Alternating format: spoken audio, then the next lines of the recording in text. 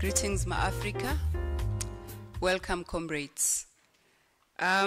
We've made it to day 2, so let's open up by giving ourselves a round of applause for day 1. Come on. Let me start firstly by apologizing. We are starting rather very late.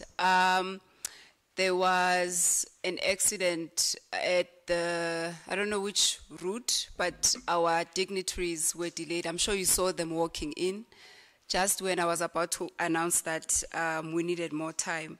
But I'm so grateful that everyone else is here, especially Professor Thenjiwe Meyiwa, who's going to officially open this day, and also just welcome you, make you feel more at home if you don't already feel so. I'm just waiting for Prof to set up. Can the brothers, can you come close?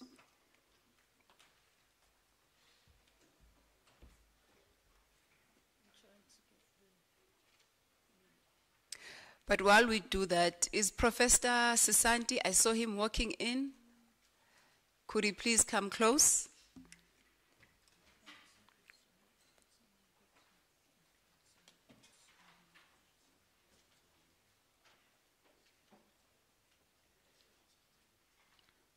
I think the central theme for today is African or Africana womanism. We're just evoking the spirit of Omama, the spirit of motherhood, the spirit of women, who, as Thomas Sankara always reminds us, hold the other half of the revolutionary sky. So nothing can really move without Omama, Imbogodo. And so allow me to open with a quote from Zondoeni Veronica SOBUKWE, who is the wife of MANGALISO SOBUKWE. She says in this quotation, obviously reflecting about the experiences of her husband, open quote, and it's on the first page of day 3. She says, "Nothing came to my surprise or shock, because from the day I met him, he was in the struggle, and he died in the struggle. Everything was to be expected. I was not too grieved, in the sense that I expected these things," close quotation. And I would like that quote to percolate with us as we go through the day. And perhaps the central question that she's trying to invite us by this quotation is for us to try and imagine, you know, the experiences of women like Zondoeni SOBUKWE, when her husband and her children are faced with apartheid racism's harshest times. With those words, Ma-Africa, allow me to call upon the stage Professor Thenjiwe Meyiwa, who will welcome you officially. She is our Deputy VC for Research and Innovation. She's the reason why UNISA is thriving in that area, incorporating technology and IR. Ma'am, thank you for gracing us with this occasion. Thank you so much. Is it okay?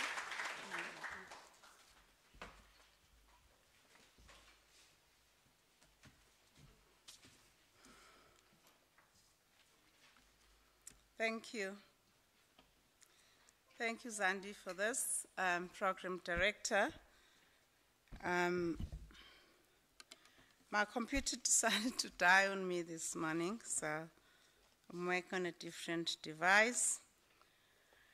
Ladies and gentlemen, distinguished guests, good morning, good evening, across all platforms, knowing that we're streaming on YouTube, we're on the World Wide Web, as well as through Teams. So the hall may look this void, but it's because of the hybridity of the manner in which we do things, and in particular as a distance learning institution. It is a profound honor to stand before you today as we gather to commemorate the life and intellectual legacy of one of Africa's most eminent thinkers, Robert MANGALISO SOBUKWE. As we convene for the second day of the Robert MANGALISO SOBUKWE Century International Conference, I'm deeply honored to welcome each and every one of you. Our gathering here today and this second day stands as a testament to the ending legacy of SOBUKWE and its profound impact the profound impact of his intellectual contributions on the discourse surrounding Pan-Africanism, Afrocentricity, and Afrofuturism. I actually didn't know this word exists, but thank you, organizers in the 21st century. Convening in this prestigious hall and just across, my notes earlier, please blame it on the organizers, had indicated that today was going to be happening in Mary Makeba's room, and for me, as a feminist, I thought, wow, it could not have been more befitting. But that as it may be, the intention was there, and we have got to, as the program directors indicated, appreciate that. So as we do so, she was herself, Makeba, in her right, on her own, a very special person, and for me, as a feminist scholar, the contribution made very much reverberates what we are about today. I extend my deepest gratitude to the conference organizing committee for the tireless effort in its bringing together such a distinguished gathering of scholars. Just going through the program, you get goosebumps, and all these activists that we have, and about to have Prof. Naz talk in a short while. So it is very much thoughtful of you, committee, to have done this. And indeed, across the globe, we see that the activists that we would have expected have graced this. Your dedication as a patronage of the work of SOBUKWE to honoring his legacy through meaningful discussion and engagement is truly commendable. Born 100 years ago, yet his spirit, his ideals, his tireless dedication to the liberation of the people of this country and this continent live on, resonating deeply with the hearts of all who are gathered here today and this week. SOBUKWE's contributions to the anti-apartheid struggle are inedible. Yet, as we know and have been reminded through yesterday's discussions that were robust, having participated in them through the streaming on YouTube, SOBUKWE's legacy has too often have been overshadowed by dominant historical narratives, as we have heard. This conference, it is a pleasure that it serves as a beacon and indeed illuminating his intellectual brilliance across multiple dimensions, politically, intellectually, spiritually, and professionally as a teacher, lecturer, scholar, and indeed as a lawyer, as we have always known him. Reflecting on the words of SOBUKWE himself, who once proclaimed, "There's only one race, the human race," we are reminded of the fundamental principles that underpin the ideology of Pan-Africanism. In a world that is filled with so much division, so much inequality, we cannot but thank such fallen heroes. Indeed, a world filled with injustice, having been on the news this morning, you continue to wonder, are we ever going to get it right in the Gaza Strip?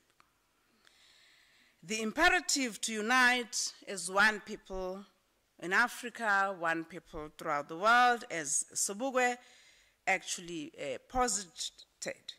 We bound and indeed we shared by heritage a common destiny. We all have a common destiny, Africa that is. And this has never been so pressing than indeed the news that I got to learn of that happened yesterday in the Gaza Strip about the people, a number of them who actually had come to assist the situation but got to be bombarded. And of course, Israel's response was, it's a mistake.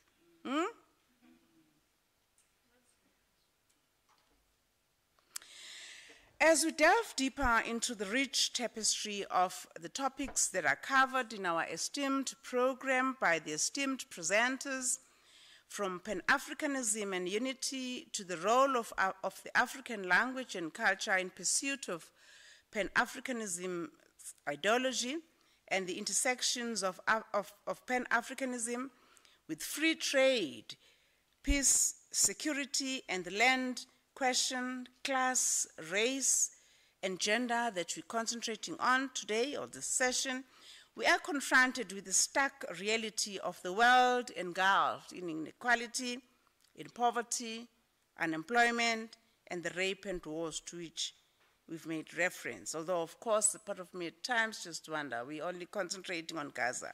War has never stopped in Sudan, in Mozambique, Ethiopia, Somalia.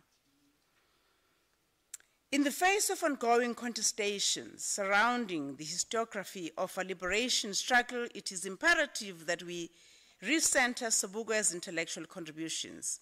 We must delve deep into his views, his values, and his ideologies, and critically assess their relevance with the neo-colonialist context of state capture that we find not only in this country but across the continent, and the myriad challenges facing our continent today. Through the rigorous scholarship, thoughtful dialogue that started yesterday, and collective action, we have the power to effect meaningful change and to shape a future that is truly equitable and that is just for all.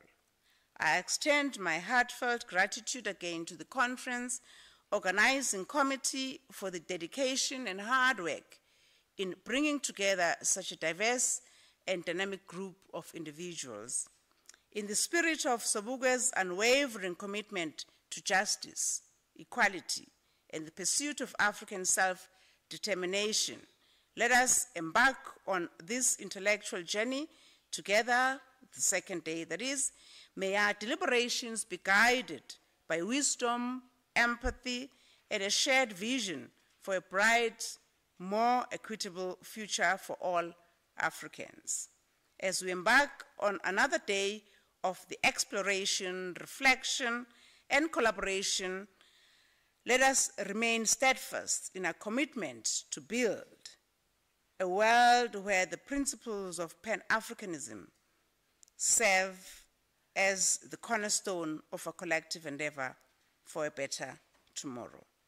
Thank you. I see you. As we say in my language, Yabonga.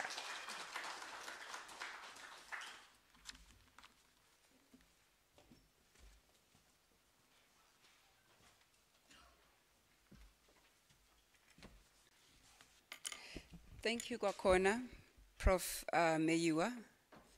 And thank you for again reminding us that today we are in the hub of womanist and feminist scholars, and especially those who tend to focus on culture and identity in their work, which is, I believe, what you do, Prof. Some housekeeping rules briefly. Remember, by now you should already know the password to log in. As you come in, we've pasted it on the wall there, but you could also come to our colleague Uveli, seated over here, and we've also displayed it for you. So you have literally too many options today. Just make sure that you are able to connect and do your things. Now, the keynote that has graced this occasion today is one that I think is beyond me in terms of welcoming and honoring. And therefore, I'd like to call upon my brother, Simphiwe Sisanti, to come and welcome the keynote address. I do this because I've learned a lot of things from Sisanti, a lot of things that are within the ethic of care and nurturing. When the Prof arrived on Sunday, was it, Prof? he was on the phone with me. Zandi, remind her to eat, remind her to go downstairs. And it sort of reminded me how we who are slightly younger take seniority for granted. And it took the wisdom of Simphiwe Sisanti to ground me on that. And I just want to acknowledge that, my brother. And as you give him a warm round of applause, please come to the podium.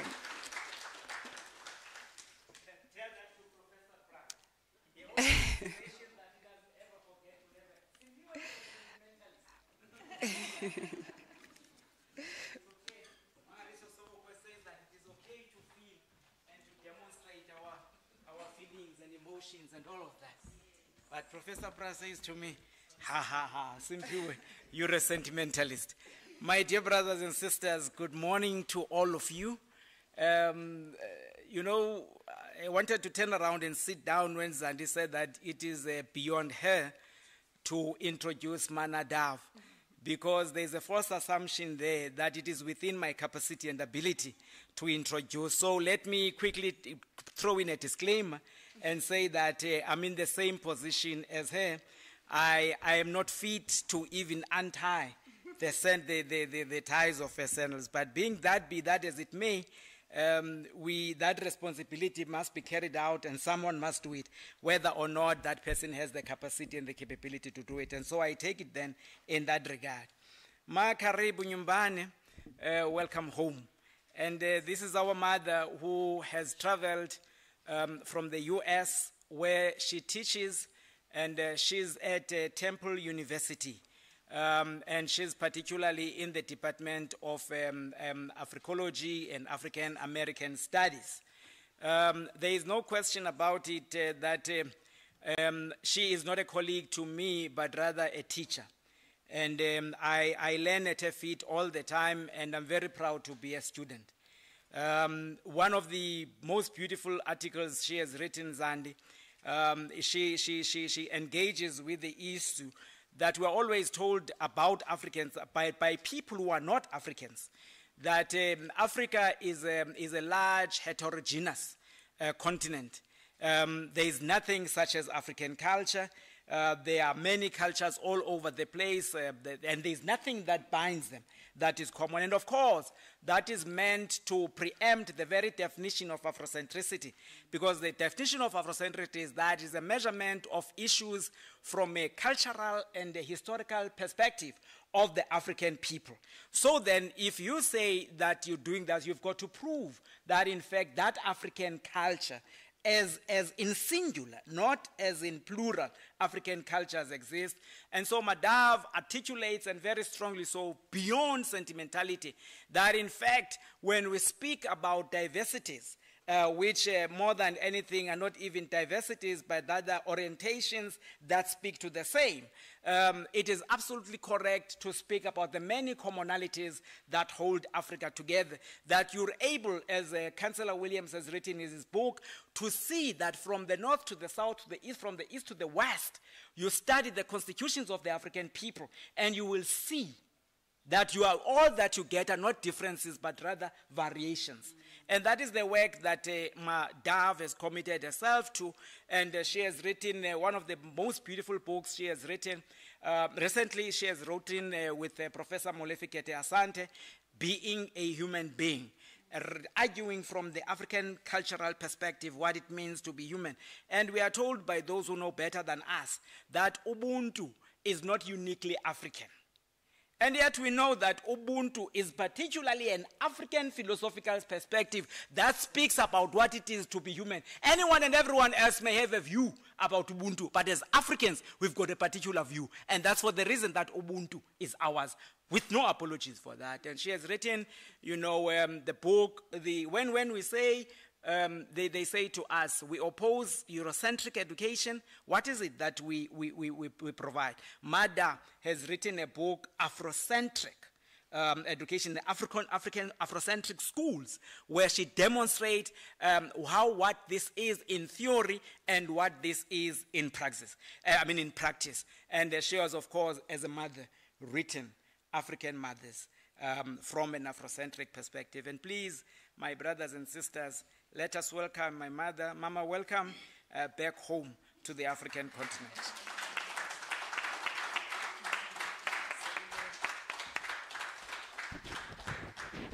Ayikho nengoma esingamwelkhama ngayo ema-Afrika? Ayikho nje? Comrades. Nizolandela ithini kanene? Leli lizwe elamakhosikazi asoze saphela amandla, asoze saphela. Leli lizwe elamakhosikazi asoze yaphela amandla, asoze saphela. Leli lizwe elabokhosikazi asoze saphela amandla, leli lizwe elabokhosikazi asoze saphela amandla. Africa izwe lethu. With that, we welcome you, Mama. You are welcome. Feel free.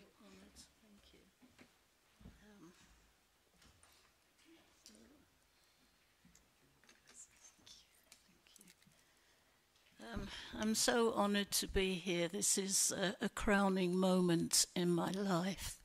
And I thank you, Professor Dondola, for inviting me. And we're familiar with each other on the linked relationship online. And I've been honored to have been part of his education program, so he has some understanding of my way of thinking. So I want to thank him for specifically inviting me, and I want to thank everybody, and Zandi and Prof. Sizwe, not Sesanti. I was talking about Prof. Sizwe earlier on, so excuse me. Prof. Sesanti for honouring me, and of course Prof. Sesanti has been to Temple, and we have met online as well. We've had previous meetings, so it's really good to have met you in the flesh at Temple and to meet you here. And even though Prof. Sesanti calls me his mother, he actually is like my father in the way that he's been treating me since I've been here, so thank you very much.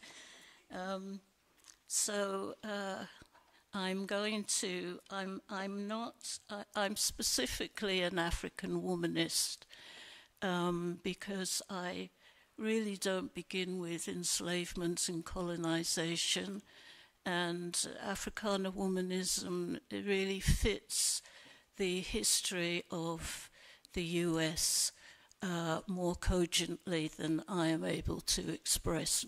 And so I am beginning with the ancient African traditions before conquest and before enslavement, because, you know, if we need to develop a cultural identity, we need to know who we think we are rather than the construction of who we've been told we are. And so we're living in times where the battle is for the mind, and that's so important, and I would try to explain that because it guides how we move and what actions that we take. So I begin with the great Robert MANGALISO, SOBUKWE, because not only it's the centenary, but because he was such a wise ancient person and is now an ancestor. But really, when I go back to the US, he needs to be incorporated in our discipline. And while he's sort of recognized fleetingly, he needs to be deeply respected and brought into our syllabus and understood. So at least coming here has given me so much knowledge and learning from everyone who's here and that I've spoken to and I've read about, that I'm on some level ashamed to say it's just the beginning of that journey, but on the other level to say that it's never too late, and we will embrace, as we should have done earlier, but it's never too late. So I'm going to deliver a PowerPoint and explain to you as I go through the PowerPoint. And then if you would like to ask questions at some point, I'll be very happy to do that, because, you know, PowerPoints can give you the highlights of something, and there are areas that a PowerPoint can't cover because we don't have the time to do that. So there are deeper meanings sometimes, so please feel free to go there, and I know you will, because it's been a deep conference, even though this is just the second day from the experience of the first day. So these, you know, obviously I'm coming from my own perspective, and I may not give him due recognition, but I'll do my best to begin the PowerPoints with the great man. A doctrine of hate. A doctrine of hate, thank you, can never take people anywhere. It is too exacting, it warps the mind. That is why we preach the doctrine of love. Love for Africa. You can never do enough for Africa, nor can we love her enough. And I really feel that this is expressive of the discipline of Africology.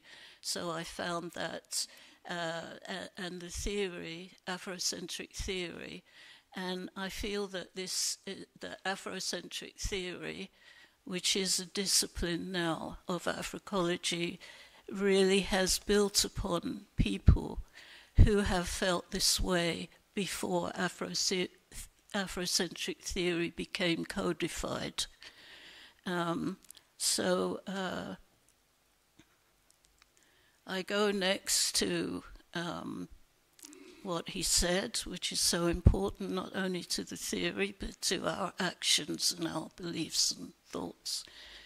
We are not we are anti-nobody, we are pro-Africa, we breathe, we dream, we live Africa, because Africa and humanity are inseparable. On the liberation of the African depends the liberation of the whole world. Now this is just such a powerful truth, and I hope to be able to explain that, although we know that psychologically, but theoretically I'm hoping to show that the future of the world lies with the oppressed, and the Africans are the most oppressed people on earth, not only in Africa but also in America and the West Indies. And I'm hoping to show a depth to the meaning that he's given us. The opponents of African nationalism, therefore, are hampering the progress and development not only of Africa but the whole world. And here, Africa is the birthplace of humanity, the land of the first humans, culture, spiritual beliefs, speech, languages, civilizations, sciences, symbols, writing, songs, music, dancing, societies and institutions.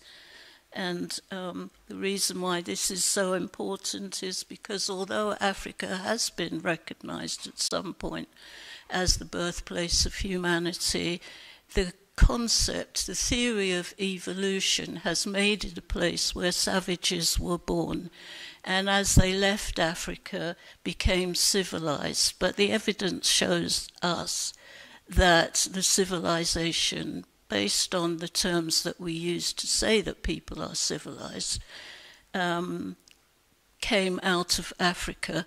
So when we speak of Africa, we should recognize what Africa has contributed to the whole world.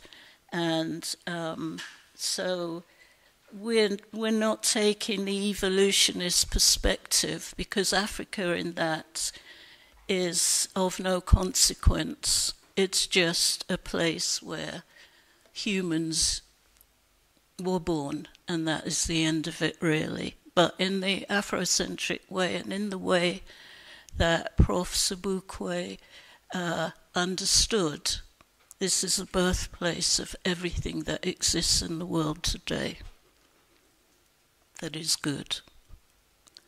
So just to explain that, Homo sapiens were the first human beings. This is all scientifically shown.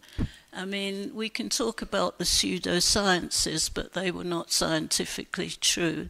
They were just a way to convince us of our inferiority and the justification for genocide and murder.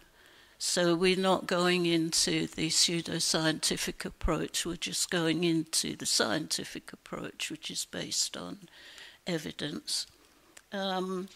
So we've been in existence for 300 or 350,000 years, and many will say, well, how is that relevant to today? The struggle is now.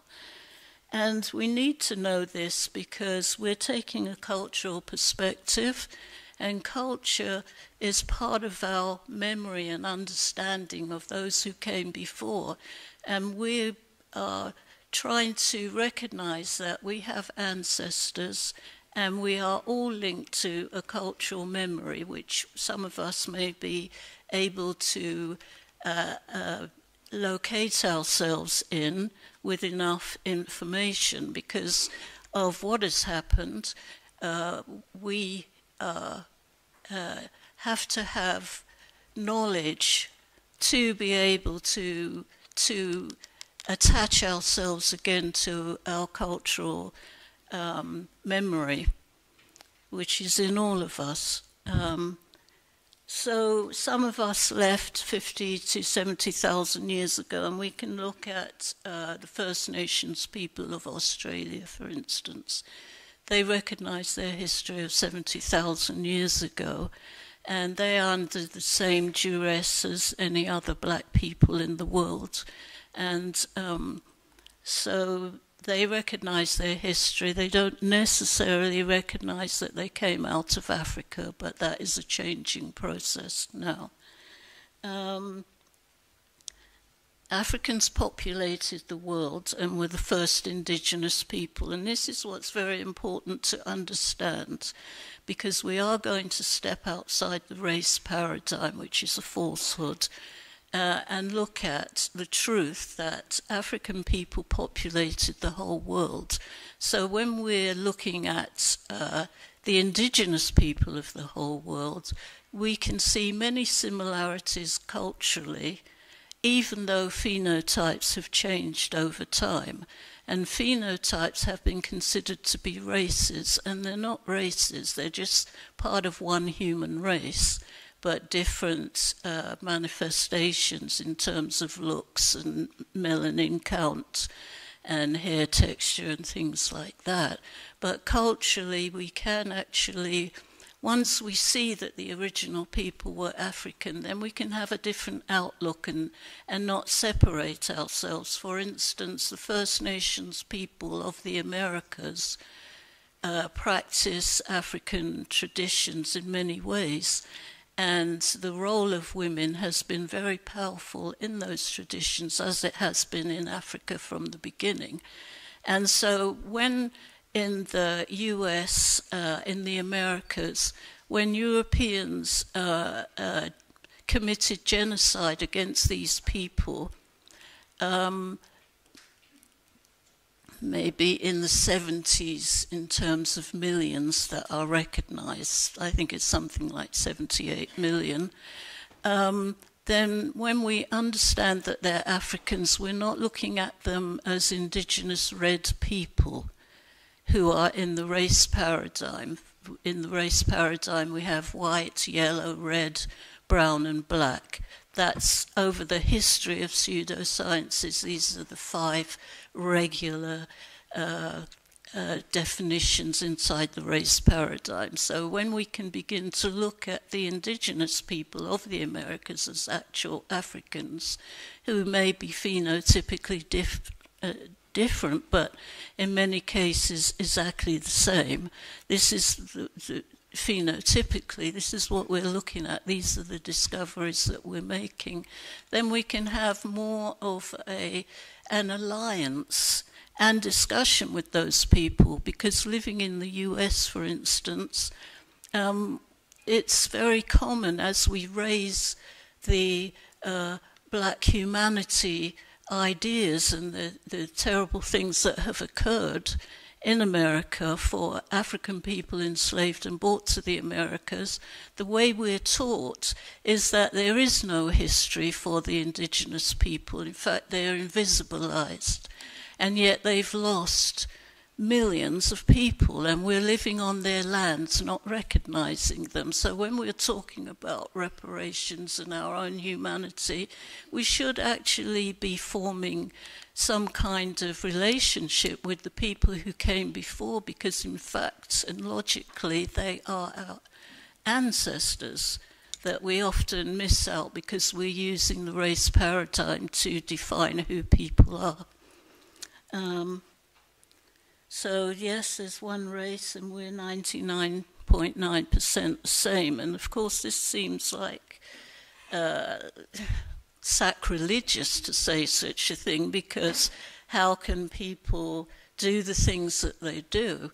But we have to recognize that we are genetically the same. And the reason that we have to do that is because when we use the race paradigm to define ourselves, that is a genetic-based understanding of humanity, and it means that we are predispositioned to behave in certain ways.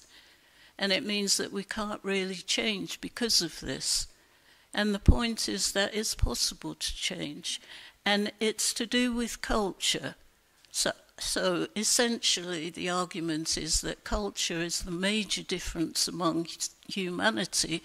So if you grow up believing in the inhumanity of people or the humanity of people, depending which of people you're talking about and whether you're talking about inside the race paradigm, that's a teaching. It's not a genetic teaching, it's a teaching that is we can judge from ancient African principles. Okay, this is just reconstructed. She wouldn't be Eve, that's just a European term. I think her name is Dinknesh, but I'm not 100% certain. But this is a reconstruction of the original mother of Africa and the world. We are all related to her genetically. African womanism, I just want to touch upon that quickly. It comes out of research, and that is in the book African Mothers, and it's just about, it's based principally in 2 areas. One in the research that looked at mothers who want their children to understand their cultural origins and their African origins, who live in the UK and in the US. What was so special about these mothers is that, contrary to the whole schooling structure and the Pan-European Academy, they felt they could see beyond that and say, we want our children to know who they are. So the research of African womanism was grounded in these mothers, and also from a Jopian perspective, Sheikh Anta Diop's perspective, because he's a much maligned person, but he's a person who's given us a window to look into the past and find out who we are. Pan-European Academy hates him, so if you use him theoretically, you're considered to be a bit of a mad person who's unhinged and out of touch with reality. So I apologize if that's what you think of me, but I'm still going to carry on.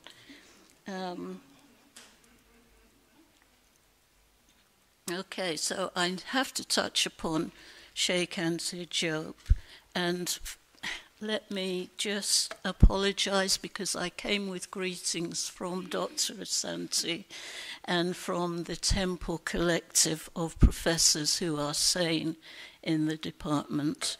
And so now I speak of Sheikh Anta Diop, a multi-genius, a visionary. He fought always for the integrity, character and beauty of Africa in many ways, like Prof. SOBUKWE, although I believe Prof. SOBUKWE is possibly older than Diop. Okay. But, you know, it's amazing how all the ideas sort of come together anyway with thinkers who are touching bases with their African origins, you know. So it's all part of that cultural memory that's going on. So he's born in Diourbel, Senegal in 23, entered ancestorhood in 86, used African cultural knowledge to evaluate his studies and skills in linguistics, cultural and physical anthropology, history, Egyptology, chemistry and physics. And the thing is, some say that he had a doctorate in each one of these disciplines. I wouldn't be surprised because he's a multi-genius. But I haven't put it there because I'm not 100% sure, and I don't want to get into trouble with people who already despise these types of ideas. He created the two-cradle theory and argued that the southern cradle, Africa, is the birthplace of humanity. The northern cradle came into being thousands of years later. Now, because of translation problems, many of us who are reading Diop, we often think that these two cradles were contemporaneous, in other words, that they existed at the same time, which makes no sense because Diop knew that the African origin of humanity understood that was the first cradle.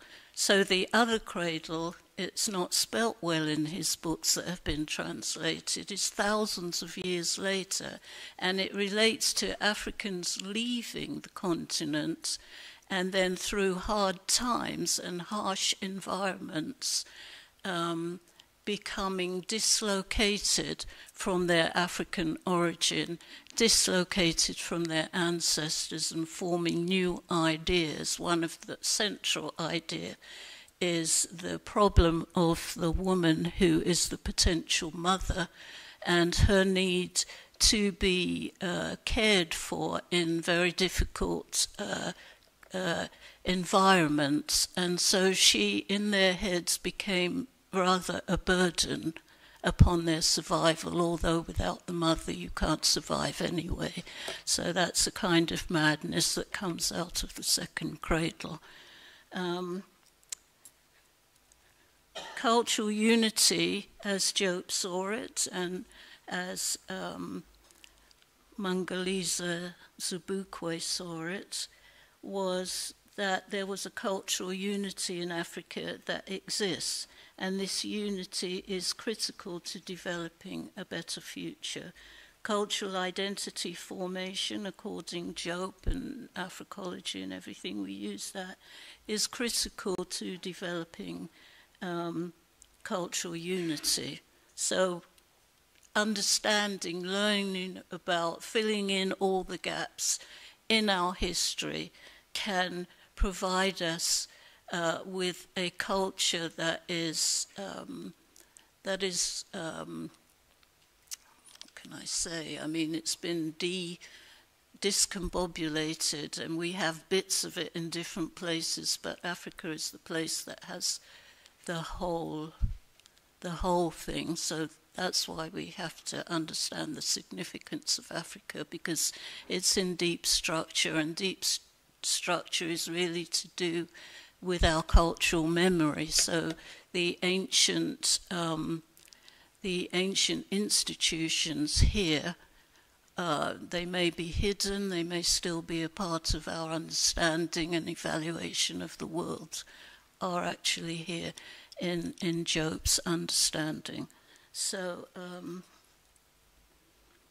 so the Southern Cradle produced the first culture. The foundation of any culture is based on the relationship between the female and the male, because they produce life and culture.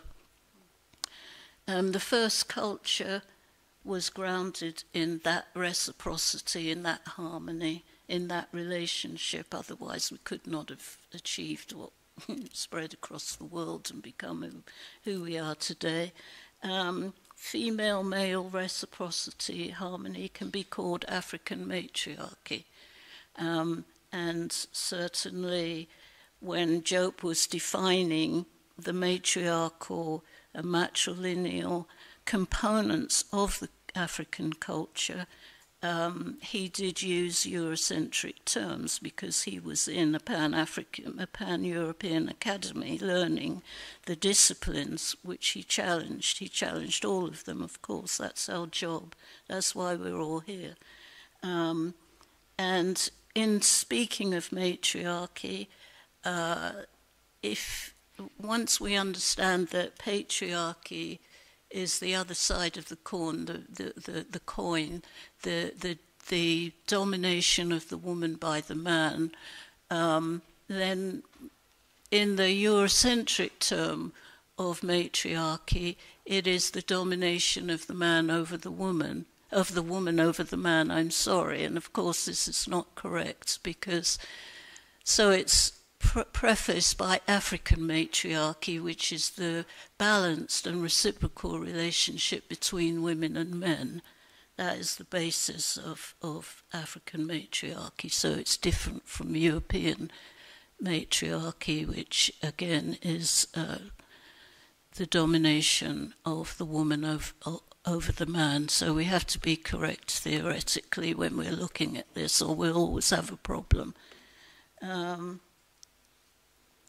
This culture produced the divinity and ethical moral substance of ma'at. In other words, because of that reciprocal harmonious relationship, ma'at, that is recognized as the first ethical and moral set of standards, which is used to guide us to understand what is good and what is evil, what is human and what is inhuman, came out of that relationship. They are the foundation of a culture that believes in a moral structure that has a set of standards that we can use to evaluate the world.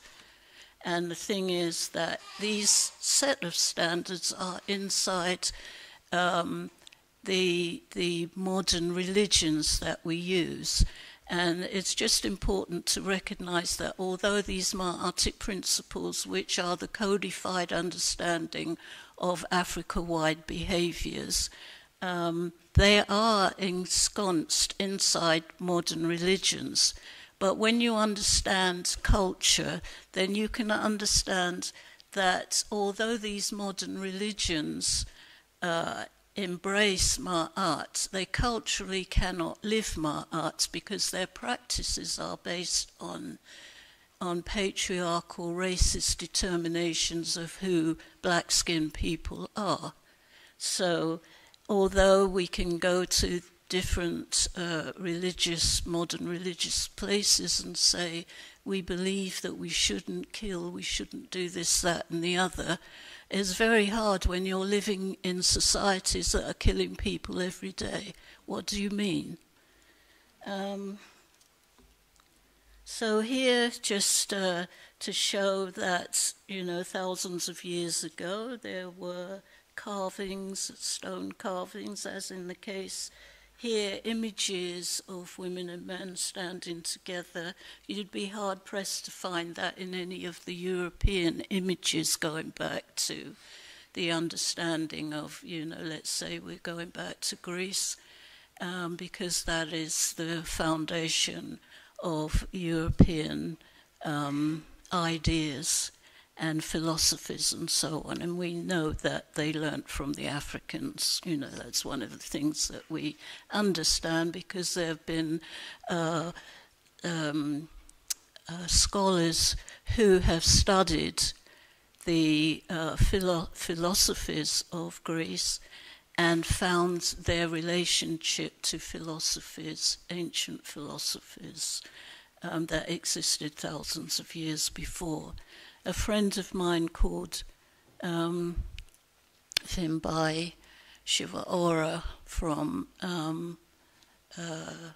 Zimbabwe, we were talking about philosophies, and I had studied sociology, where philosophy is one of the components of sociology.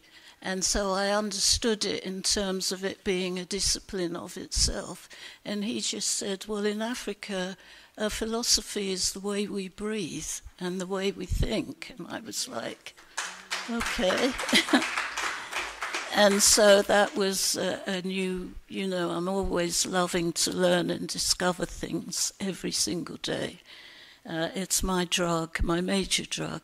I may have other drugs, but that's my major one. So African matriarchy is the foundation, as I've said. I wanted to use this image that I found on Google because it really is so much like that image. And I really, you know, African womanism is inclusive. There were no men really who achieved things in the world without having mothers and women beside them. And this is part of patriarchy and part of race. And I try to explain that, how race came out of patriarchy. But anyway, this is the cultural principles embedded in African matriarchy. Zondeni and Robert MANGALISO SOBUKWE stand together. This is just after his release from Robben Island. And as he said, the liberation of the whole world depends upon the liberation of Africa. I think this is so deep, so real, so true. And here's a picture of my art. I did this picture myself, and as my own representation of my art, but you know, there are many. Thank you. She is the personification of the mothering ideal. Her presence and manifestation in institutional organization and human culture ensured the righteous existence of humanity as part of the cosmic order. So my art is everything. It's not just reduced to, you know, a set of principles. These principles are about the cosmos. It's all that exists, ever was, and ever shall be. She stands for truth, justice, reciprocity, righteousness, harmony, balance, and order. And that is in the universe, and as well as it's personal. The divine Pur'ah, and the Pur'ah is the name for the Greek term Pharaoh.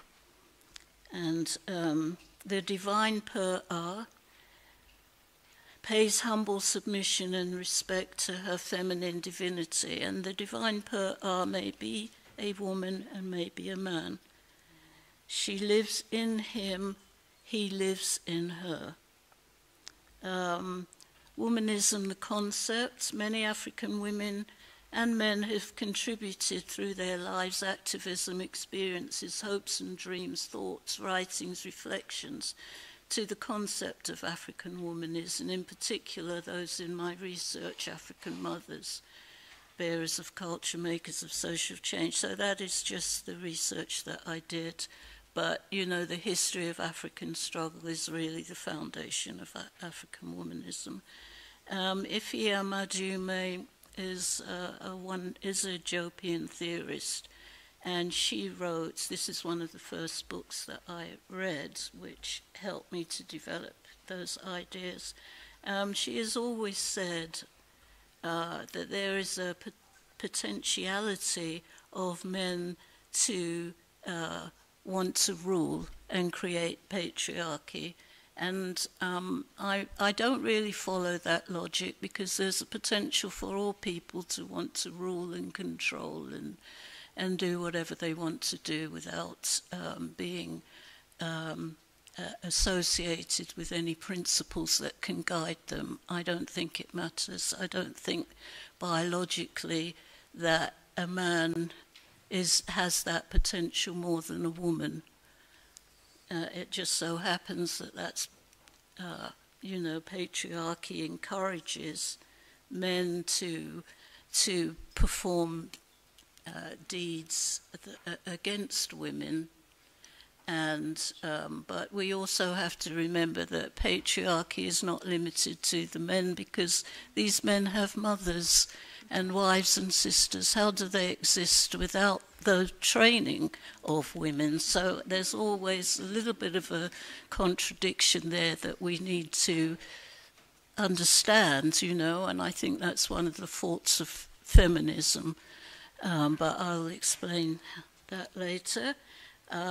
I've used the concept of womanism came through Alice Walker, and so there was a real movement in the US towards using this, because she was trying to get out of the feminist thing, because the feminist thing always hierarchicalized, as patriarchy does, the European, the white woman, inside the race paradigm.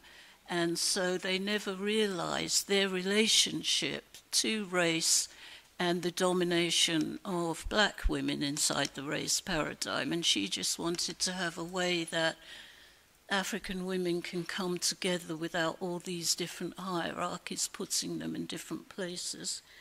And then Molefi Katie Asante developed Afrocentricity, a meta-theory, a concept that includes a multiplicity of theories. And he created the discipline of Africology, which enabled people of African descent, particularly those more phenotypically African with more melanin in them, as we understand from the birthplace of humanity, to center selves in a true and remarkable cultural history hidden from us and corrupted as an integral part of cultural domination.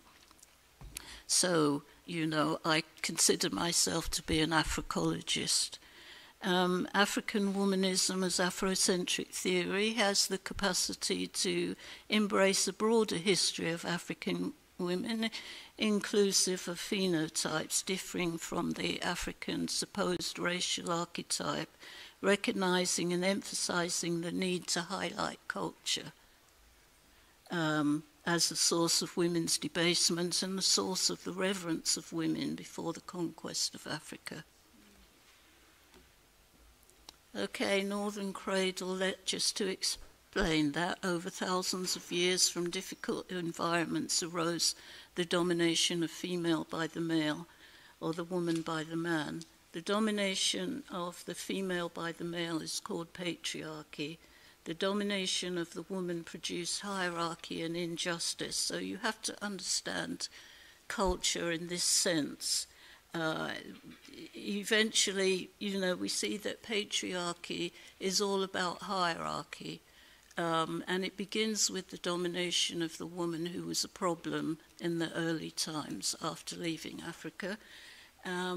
And so everything is hierarchical. Even flowers are hierarchical. Some are better than others, and sometimes there are flowers that smell beautiful and then flowers that don't, and flowers that don't are the ones that heal us, and the ones that smell beautiful are the ones that we can look at and love because of their their outside beauty, and the others we must love because of their inside beauty. But hierarchy is how we define reality inside patriarchy.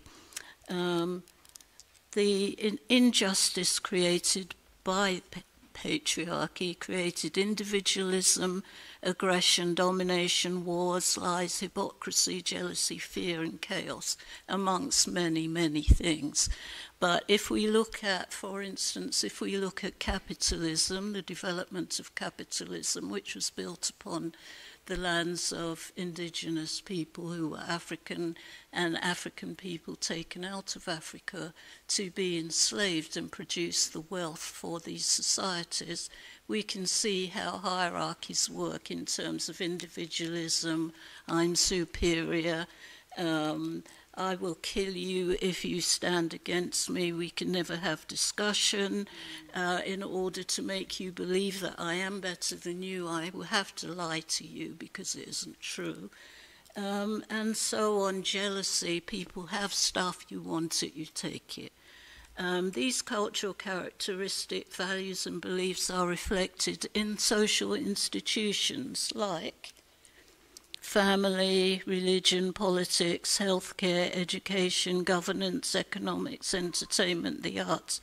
And I'm saying this because often when we speak about, we'll say all the politics, all the governance, as if it's one thing, but it isn't. You know, across the world, there are governing structures that are culturally informed. And those governing structures love the people that created them. And they're going to have a bias for the people that created them because they want to remain in control. So if we look at the map of Africa, we can see that it is divided into countries that speak different European languages and Arabized countries as well, which began that whole process, actually, even before the Europeans. But so if we understand that in the family harbours the domination of the woman, that all these things reflect upon each other, so ultimately it leads to, this hierarchy leads to hierarchies inside religion, politics, healthcare. So we have to be careful when we're defining politics, because just because we live in a European political environment or an Arabic political environment doesn't mean that's the politics of the world. And we shouldn't take it lightly, because there are politics that belong to Africa thousands of years ago. We have models. Why can't we use them? And that's really a question of knowing about Africa prior to conquest, which is hard because we're all being schooled in the European Academy, the Pan-European Academy, to understand ourselves inside the race paradigm as learning from the masters and mistresses who are the epitome of humanity. That is what we're learning. So we use these disciplines to define ourselves, and we bring ourselves into the hierarchy as the black representation of somebody else's discipline and story. So here, patriarchy, respect for the man above the woman, is the first hierarchy, as I've said. Foundation of the beliefs in women's inferiority, the first hierarchy of humanity. Outcomes: injustice, aggression, greed, corruption, jealousy, lies, hypocrisy, murder, genocide, and chaos. Basis for the belief in human hierarchy and the construction of race. A person is judged essentially by melanin content of the skin in every social hierarchy, whether it's gender, class, sexuality, age, etc. So the blackest person is the most vulnerable to death across the world. In any of these hierarchies, black people are at the bottom of them all, the darkest skinned people. The darkest skinned woman is below the darkest skinned man in patriarchy. And the male is the creator. So, in African matriarchy, which is the first culture, there's an ancestral recognition and respect. And as you know, when we go into the modern religions, we cannot speak of ancestors. Ancestors don't exist. It's a very negative sort of ancestral worship and all the things that come with that. But for us, ancestral worship is how we know who we are. So we have to maintain that connection because they are those who came before us. But the thing about respecting ancestors is to know that the only beings who become ancestors are the good ones. So when we talk about ancestors from an African perspective, we're only talking about the good people that we remember. Those are our ancestors. It's not everybody that lived in the world who did stuff, and, you know, we're very selective about who we're saying ancestors are. But obviously, if you're in a modern religion and you can't remember them because it's evil, you don't know who you are. Respect and love for the woman as mother, seeking harmony and reciprocity between mother and father. Mothering considered a high ideal and status. So in other words, in that African cultural matrix that we're talking about, to behave as a mother to others, like Prof. Simfiwe Sasanti does with me, is a very high status to have, to hold, and a very great way to behave, because it means that you have sympathy and love for others. So that's some of the significance of mothering. Gender is irrelevant. It's one. If one is loving and compassionate, one can be considered a mother. So you can be a child, you can be a man or woman, you can be both man and woman. It doesn't matter. It's your appreciation and love for others. And that's probably one of the downfalls of Africa. But still, we continue. Ancient spiritual systems exemplify the indivisibility of female and male as creator. So we have in our studies, you know, when we're looking at ancient Egypt or Kemet, we often pull out the male, but not enough work is done to see who was that male associated with. And but when we've looked more deeply, like say we look at Amun, for instance, which we say in the Christian prayers, when we say Amen, we're saying Amun, because it's part of the ancient principles. But when we say Amun, Amun was born with Amunet, and she is often missed out. So together they are actually one. They can't be, you know, one. Amun is not more male than female. Amun is the mother and father as a divinity. So these are the types of works that we have to look at to bring the woman back into the story. Non-hierarchical, egalitarian, democratic, just and balanced. Now, the idea of democracy is a very bandied term which has been debased, and there seems to be very little understanding of what democracy actually is. In the US, in the UK, all across Europe, we use terms like this is a democratic country while we're murdering people all over the world and inside these countries. The principles of democracy are ma'atic, the principles of ma'at, which are truth, honesty, justice, balance, reciprocity, righteousness, order, and so on. So that's the basis of true democracy, which the Greeks have taken. And the Greeks plagiarized that from ancient Africa, who were their teachers. A person is just... Oh, sorry, am I? No, I didn't mean to verbalize. Oh. Just discuss it. Okay. And then a person is judged by what she, he, they contribute to the world. That's how you are judged. So it's got nothing to do with how you look, whether you're tall, short, black, white, yellow, red, male or female. It doesn't matter. What have you produced that makes the world a better place? That's how you will be judged in the judgment. And there is a judgment because Ma'at is the judge. Okay, so the liberation of the world is the liberation of Africa, SOBUKWE. The conquest of the African mother is the conquest of Africa. The diminishment of Ma'at is the expansion of Isfet Dove. Now, Isfet is the opposite of Ma'at.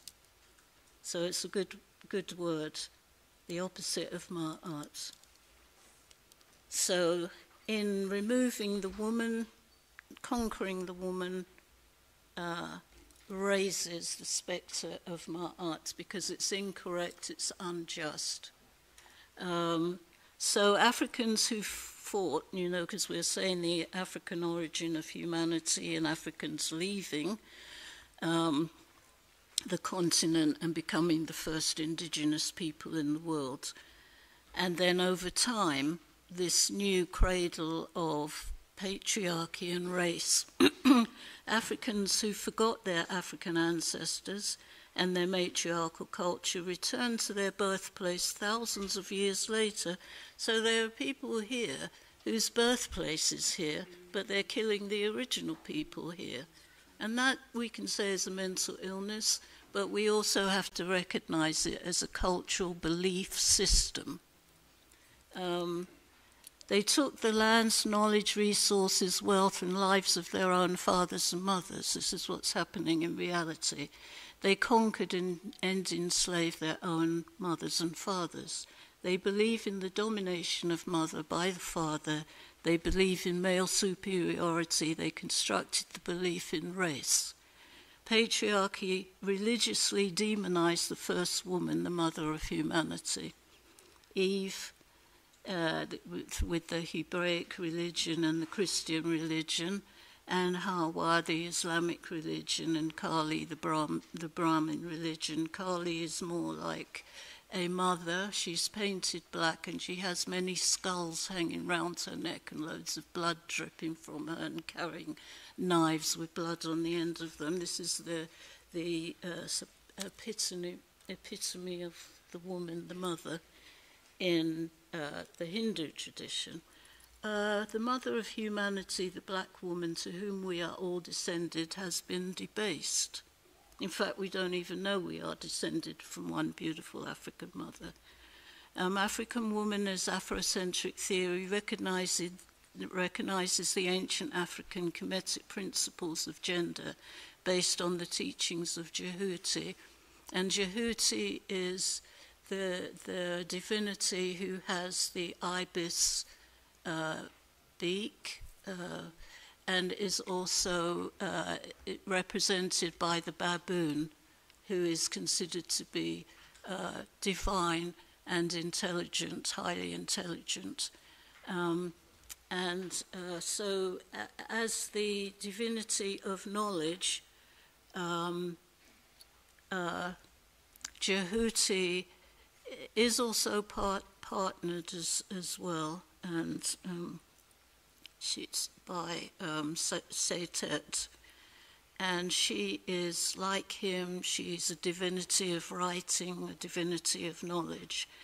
But these principles of gender are very, very ancient, Kemetic. It exists in everything. Everything has its masculine and feminine principles. That is all life.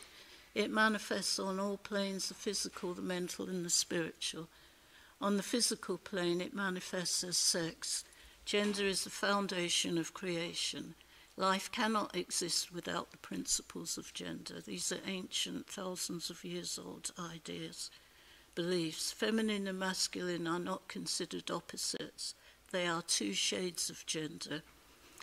And you can understand that when people don't understand what gender means, they will be very rigid in what they think it means, you know. So you know, in Europe, girls have to grow up in pink and boys in blue.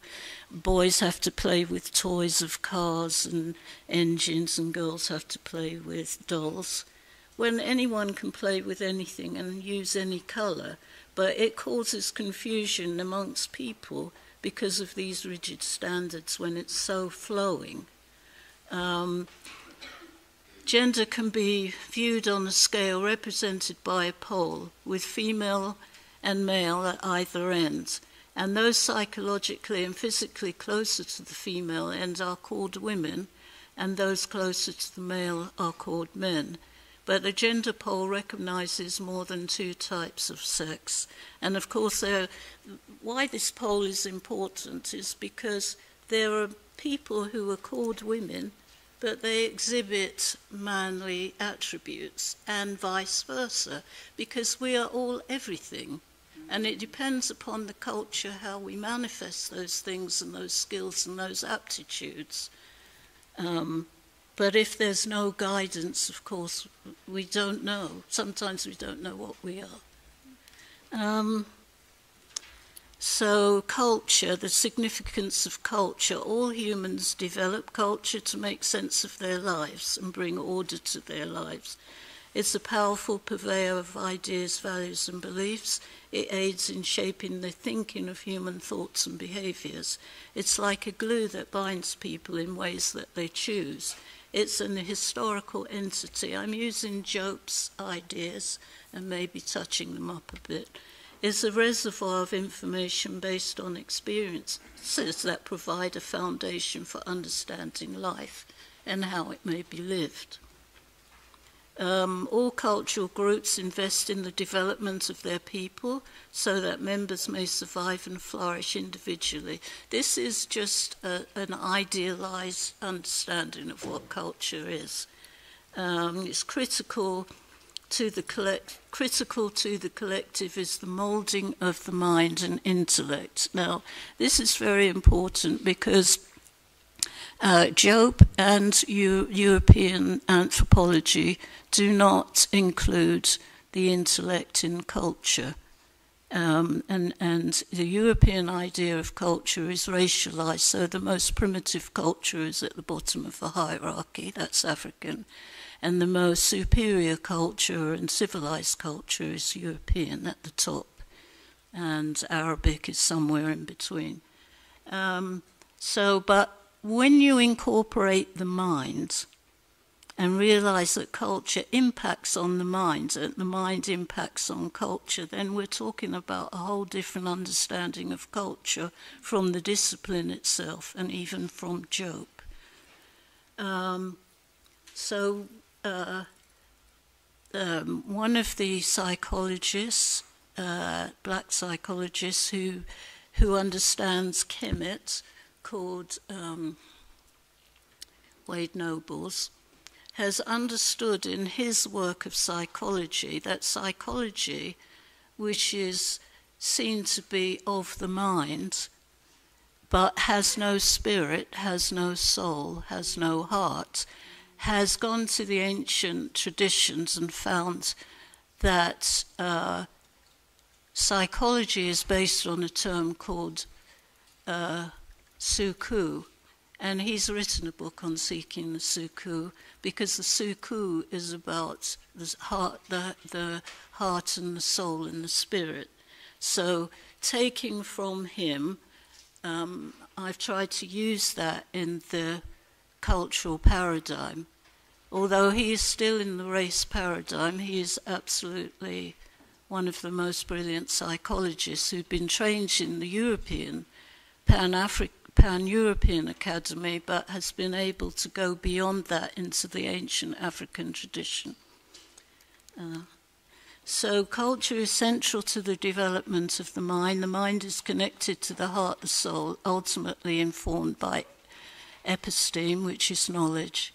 The method of how the mind and intellect evolve is vital to the development of cultural identity. So now, and I've said this before, all social institutions are culturally formed and shaped, as you see. That's just to reiterate that, because we can just walk away and forget that. But that is so key to how we're going to proceed, by knowing who's owning and controlling all these things. Because that's the model. We're inside the colonial model, the enslavement model, the domination model by the conqueror. That's what we're inside. So when we're talking about economics, we're actually not talking about African economics. We're talking about capitalism and European economics. So we have to know that, because we have to know, well, what happened before these people owned and controlled everything? How did people exist for thousands of years? Saying they didn't trade with each other, they didn't have any economic understanding of reality, they didn't know how to govern themselves. That's madness. Everything that has been done before is still being done, but in a different cultural orientation to its original form. So we've said that deep structure, cultural memory, so it's about attaching to cultural memory, and they remain embedded here, the birthplace, and where African people have lived and made those places their birthplaces, their sacred lands and so on, and their ancestral lands. Agency is the ability to understand and to act upon knowledge. So these are the differences. African matriarchy is an optimistic cosmogony or cosmogony. There's no original sin. Evil is introduced in the old story by the jealousy of Set to his brother Asar, and he murders him. And it's very important to understand that nobody is exempt from carrying out evil deeds. What is being said, because we're human beings, we're crazy, we do anything at any time. But what is being said is that we have sets of values, we have sets of what can I say, practices, rules that will help us, that will help guide us. So this ancient story is to show us that without those rules, if we don't practice them, then we do anything. And so through jealousy, Set murders his brother. And I think that's also in the Bible too, although it's not called Set and Asar, but two brothers, one kills the other. But many of these ancient stories are in the modern religions. So Set, who is known as Isis, finds her husband the pieces that have been cut up. I think it's 14 pieces in one of the stories. And she puts all those pieces together, including the phallus, and she brings him back to life, and then she gives birth to the son Heru, or Horus as known, the Greek version. But it is a pacifist healing morality, so it's showing that you can go wrong, but you can also do right. In patriarchy, it's pessimistic. You begin, you come into the world with the potential for evil and all the sins that you've committed. Introduced by women in particular in these, she in the Hebrew Eve, Christian Eve, Islam Hawa.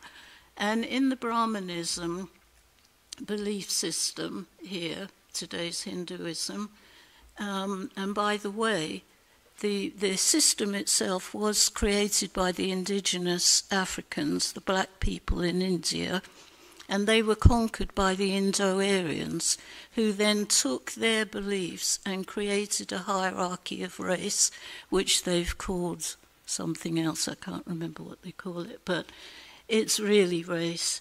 And in that structure, the people who were the original indigenous people who created the system, which was balanced, where women had powers with the men and so on. In fact, that's one of the put-downs in the religious texts. These people believe in the phallus, and they support women, or women run things.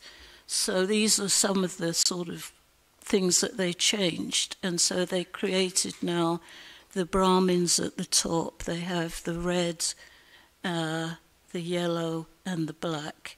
And the black are the Sudras, who were the original indigenous people. And beneath the Sudras are the Dalits, and the Dalits are the people where two sets of these race things, they're not allowed to mix with each other, but if they do mix, they become untouchables, which mean that they're not even human. And wherever they walk, they, they have to walk with a brush to brush their footsteps from where they've walked, and wear a spittoon in case they dribble. They're just so nothing. But today, they've been saying they're trying to change this, but you know how things are when people say it's changed. The women of today have to go into the toilets and latrines where people have defecated and carry this in baskets on their heads, which drips down their faces. These are the untouchables. Because they married into each other. Okay. In Brahmanism, untruthfulness, rashness, guile, stupidity, avarice, uncleanliness, and cruelty are the women's 7 natural faults. Can you believe that you will have a religion that believes in these 7 natural faults? Of course you can, because we all know these religions. African men are still castrated in different parts of Africa, like the Sudan, for instance, and and women are still enslaved and forced to have the children of the conquerors. It's a warrior mentality. Warriors fallen on the battlefield enter heaven. That's the belief in that religion.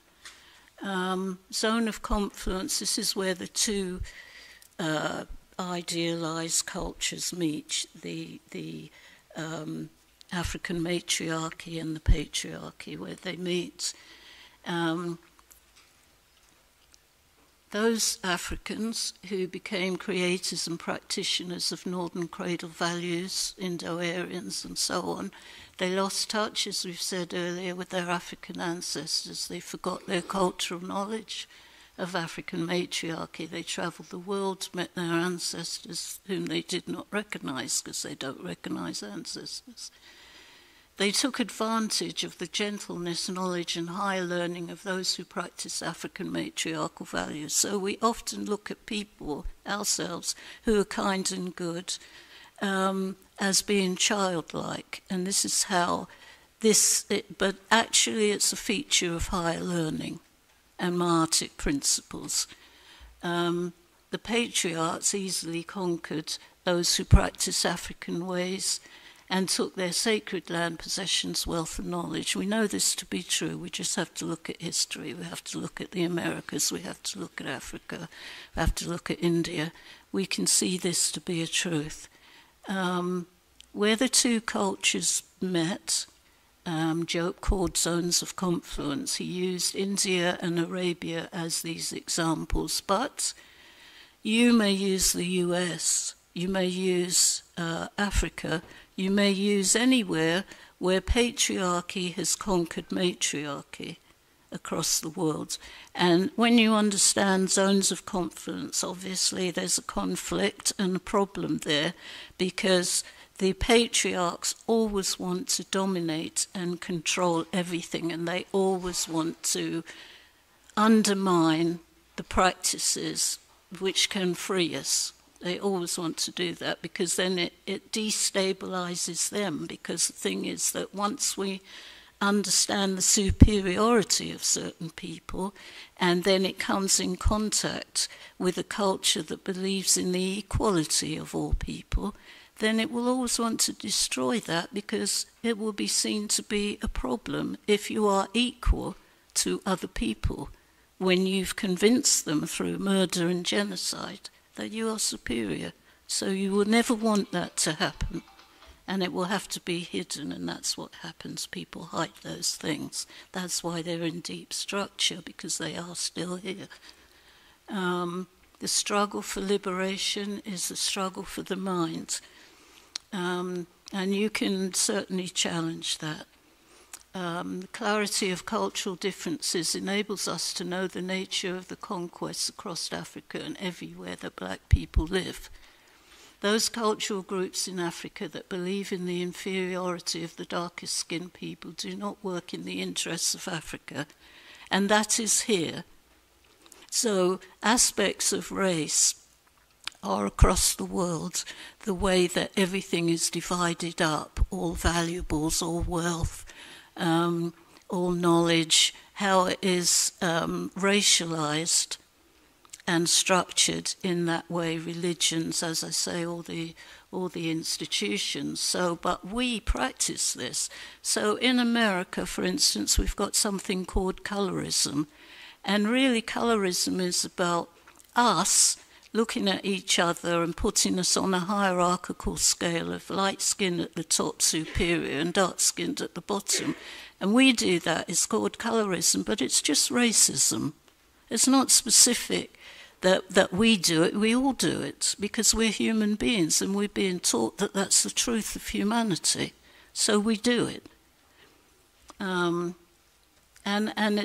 you know, as Prof. Pra was talking about yesterday in terms of Sudan, where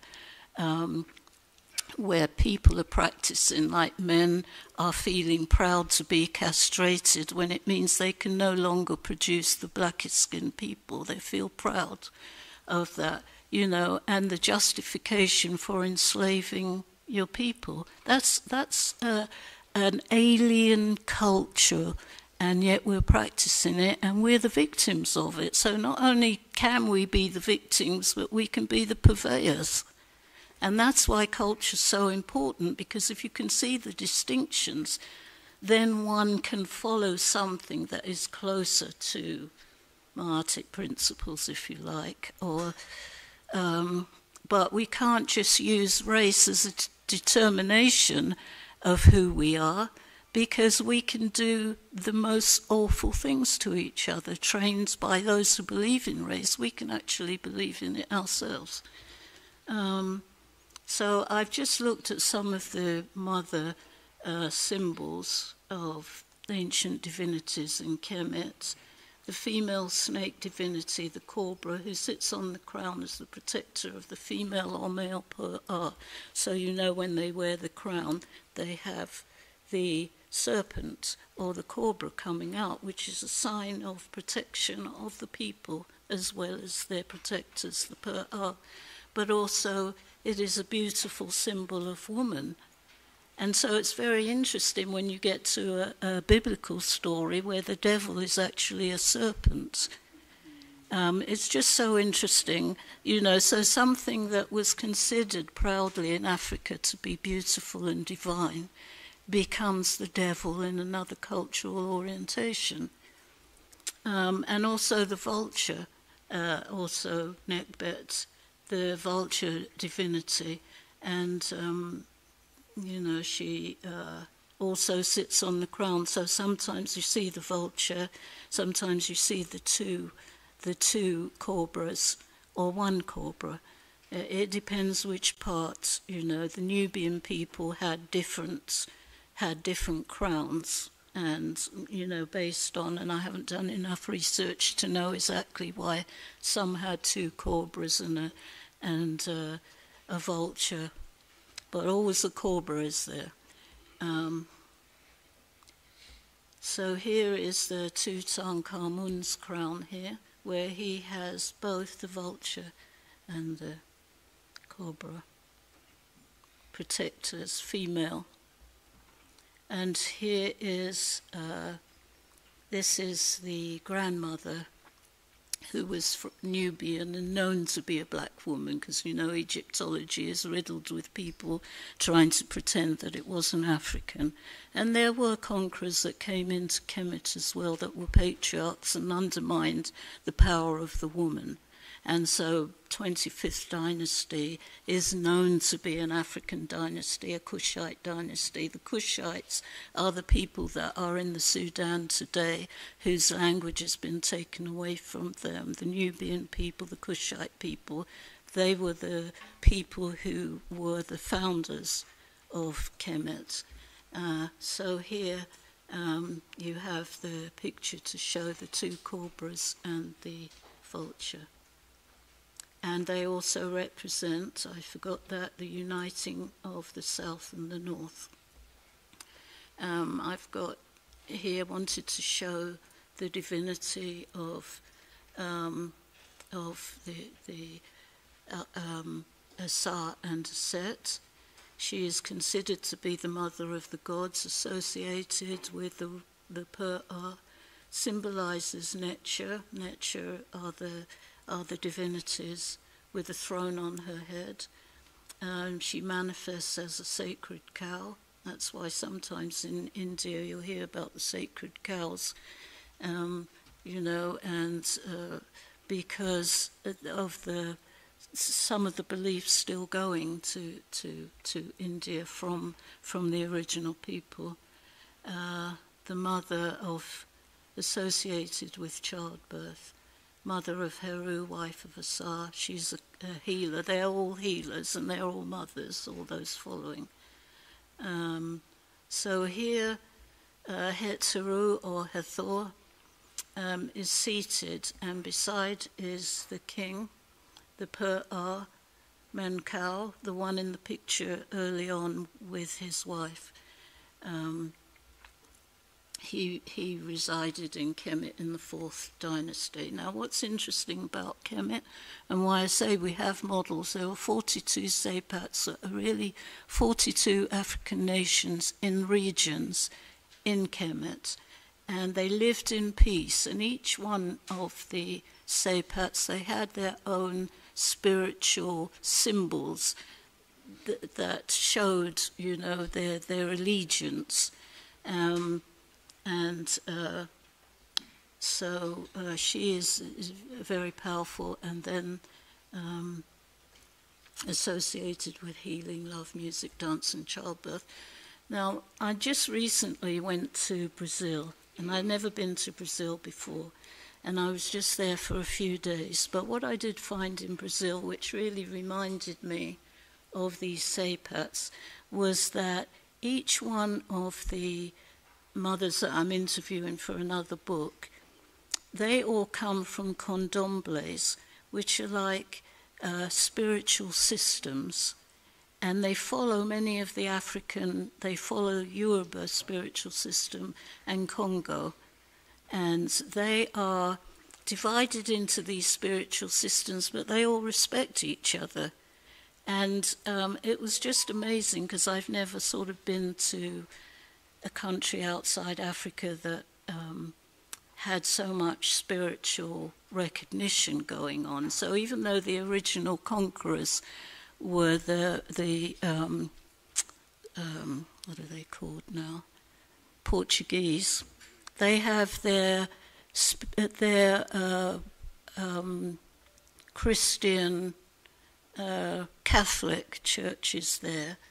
And what happens with the Africans that were captured, and also the indigenous people who are Africans too, was that they were able to manipulate, and I think Professor Prab mentioned that yesterday or the day before, to manipulate the Catholic tradition and be inclusive of the African traditions that they never left behind, because they continued to practice them.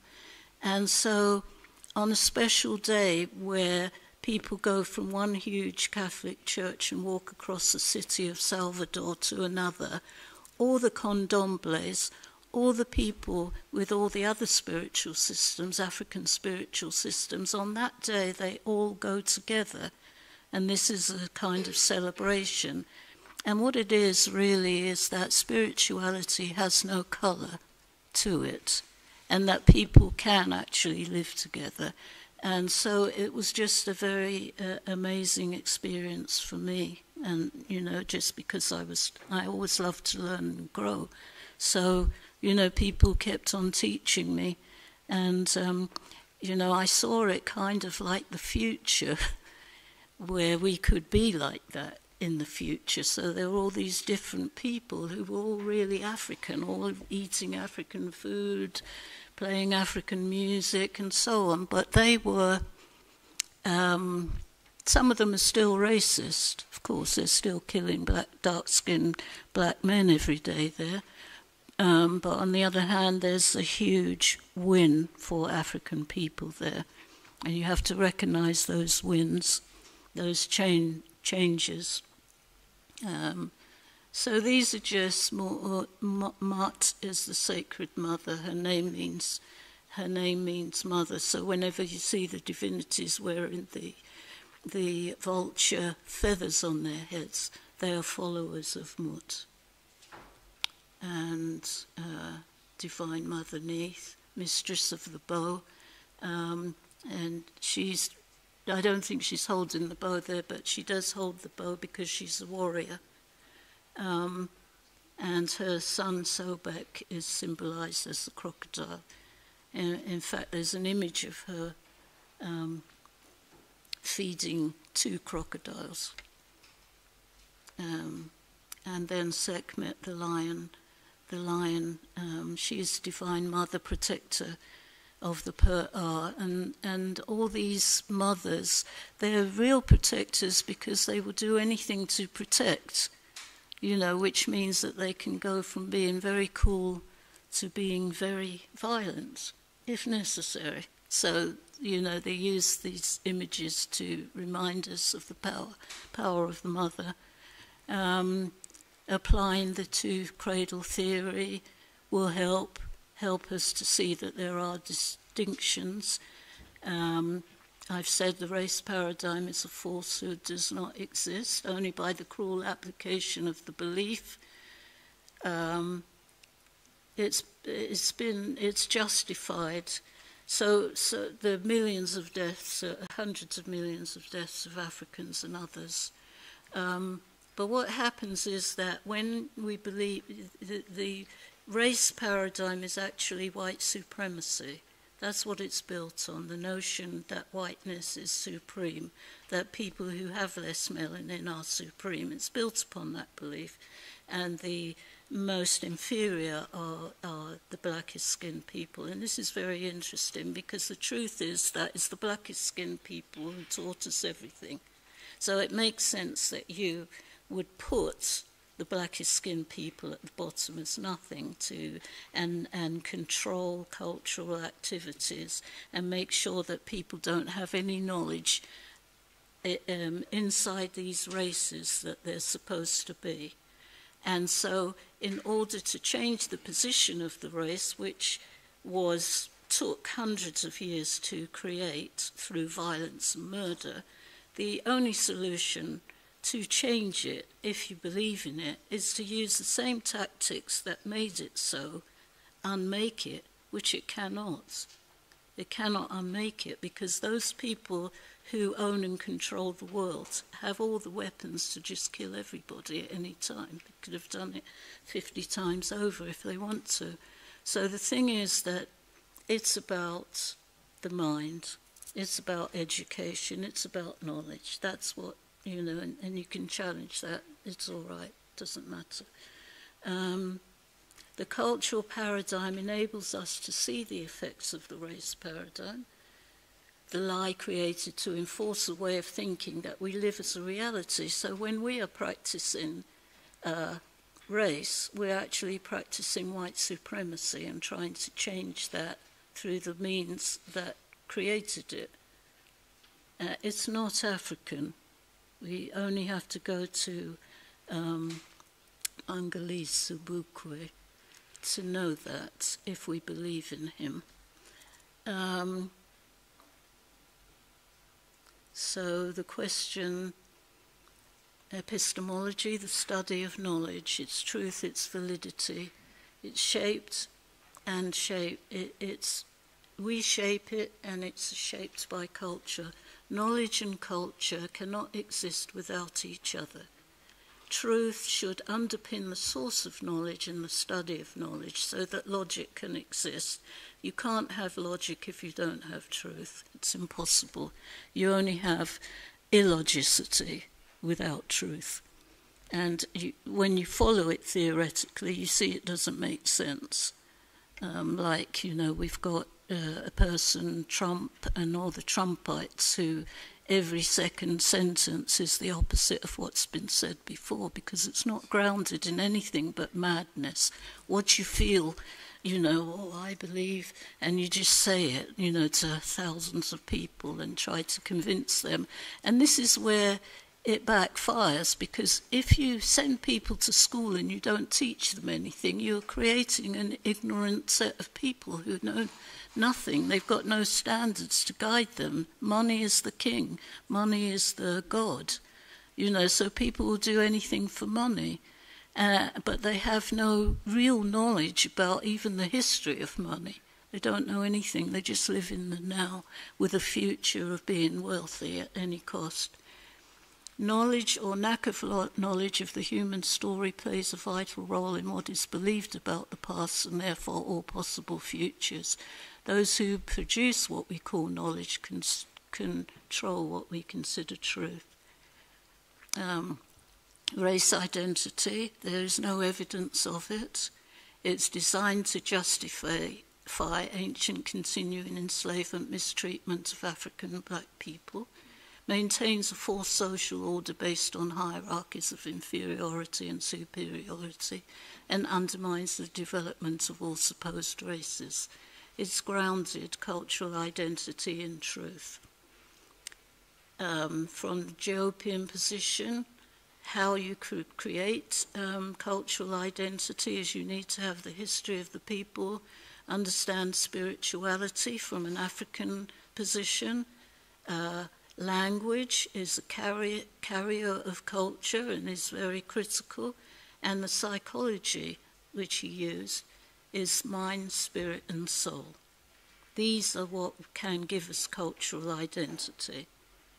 Feminist theory, just before I finish.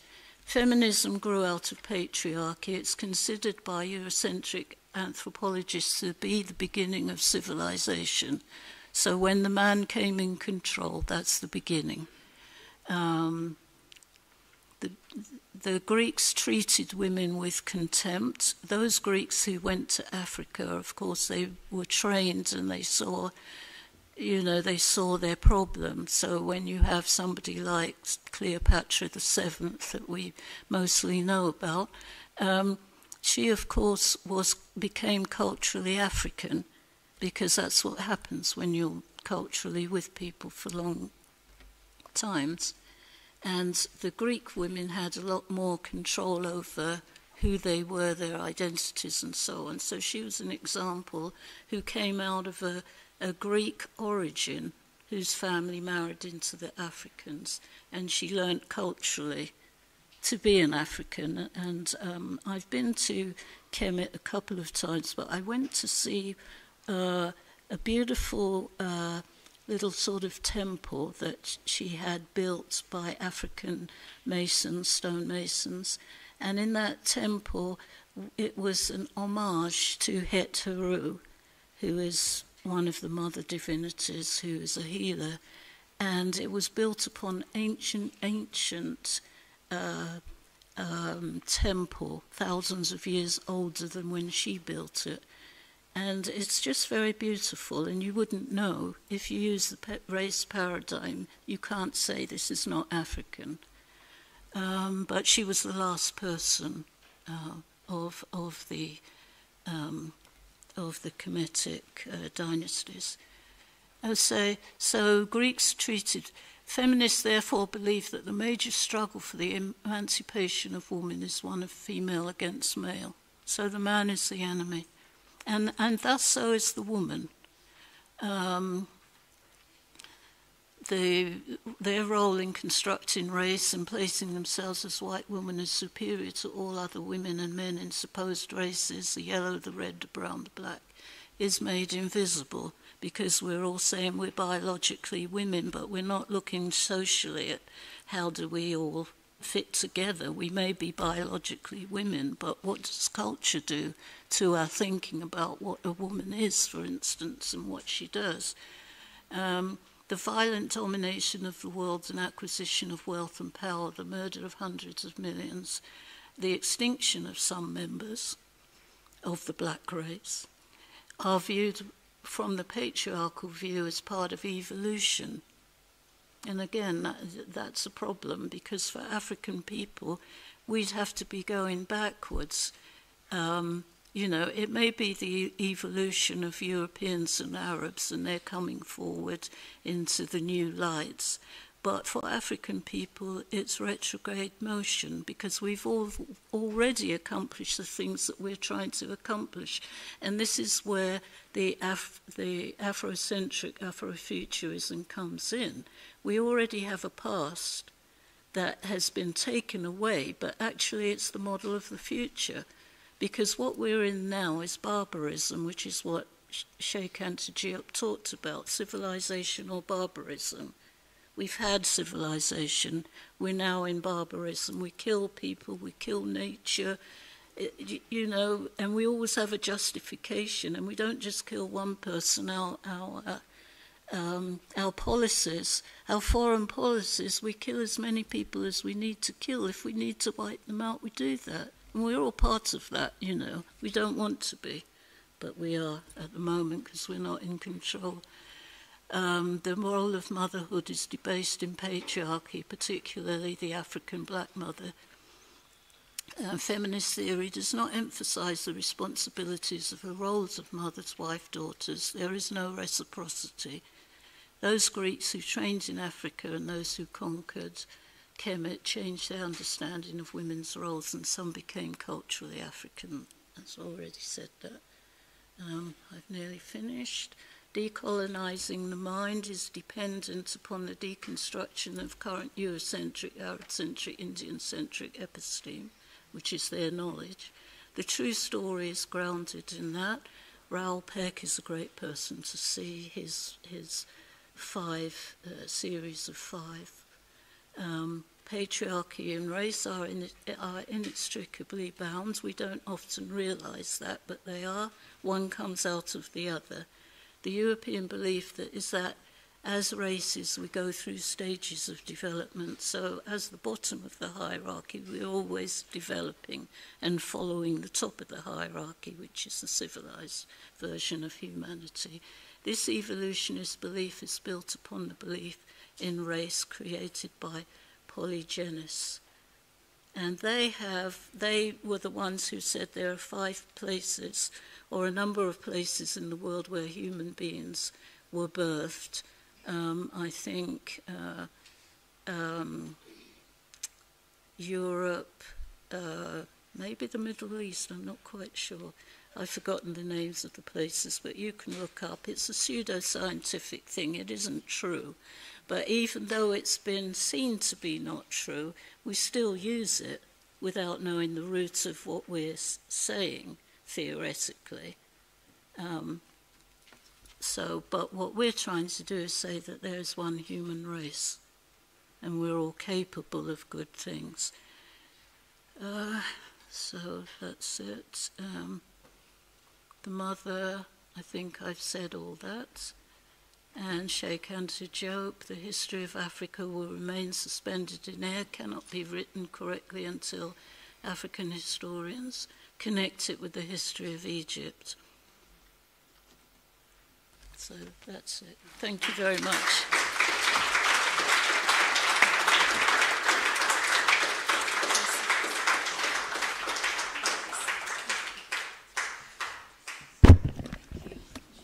Thank you so much, Prof. Can you please give her another resounding round of applause?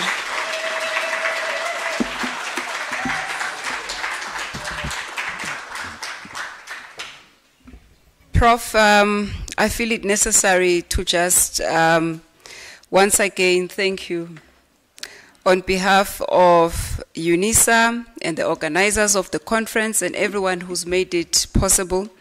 We want to extend our appreciation to you.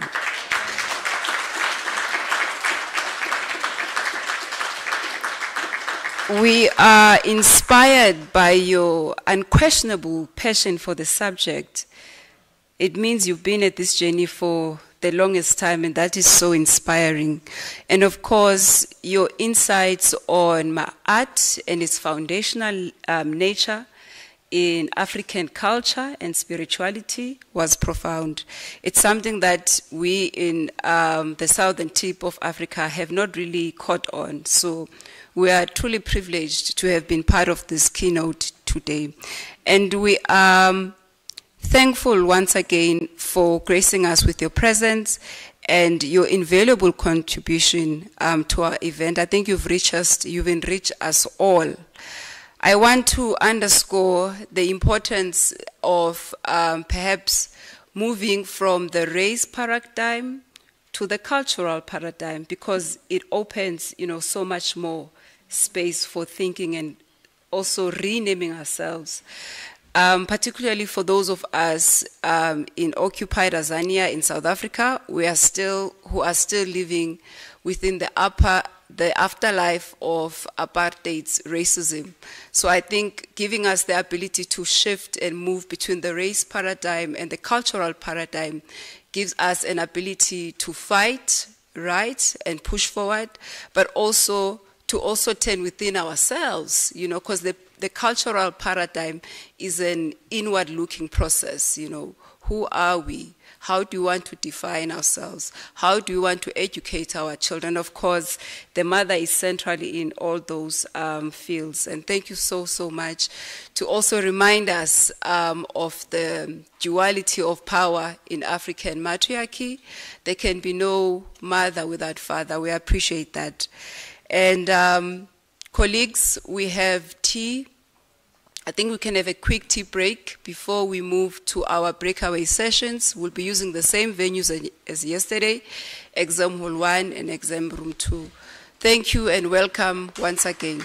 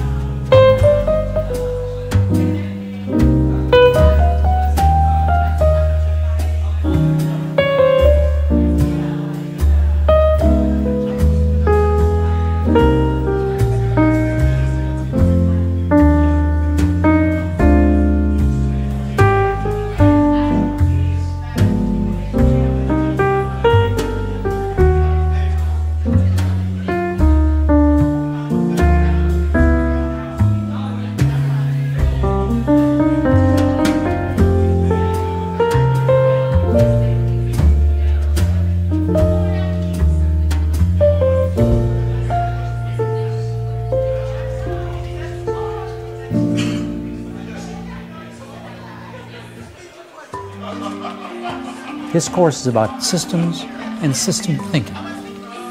We use system thinking to make sense of our products and research questions, our organization, our family, and our lives. At the heart of it all is the idea that everything is a system. Systems thinking has been important for many decades. However, it's become even more so as the systems that we rely on have become more complex and interrelated. We're going to start looking at logistics and transportation systems, which broadly are ways in which we coordinate the movement of people and goods and services across a very complex network. Imagine a world where anybody can employ systems thinking to reason conceptually about a complex device that they want to create. We're going to introduce you to the system dynamics method for systems thinking in healthcare and medicine and environmental policy, energy management, and many, many others. With the help of these computational tools, you will be able to think about your system in a functional way, in a symbolic way, in a conceptual way that will take you from dream to a realized device.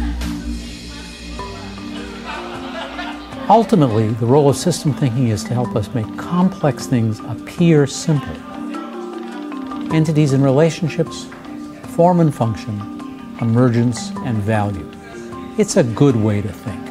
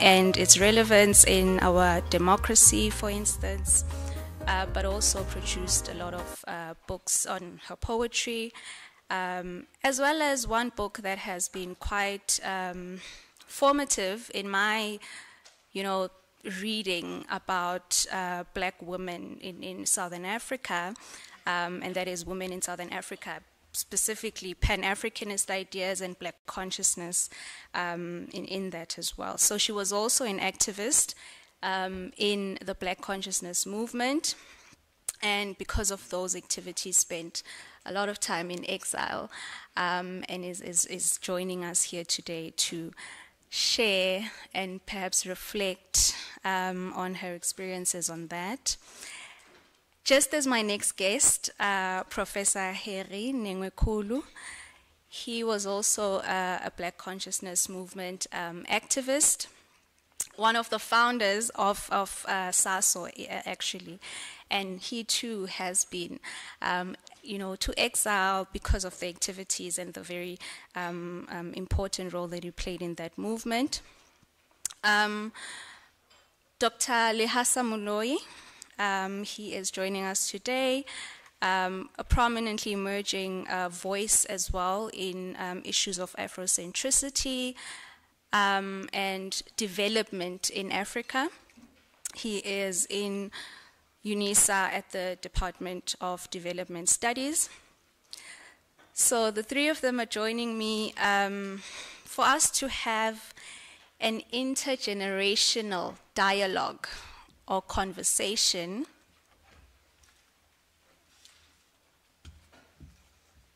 on Pan-Africanism, African womanism, and Afrocentricity. Prof.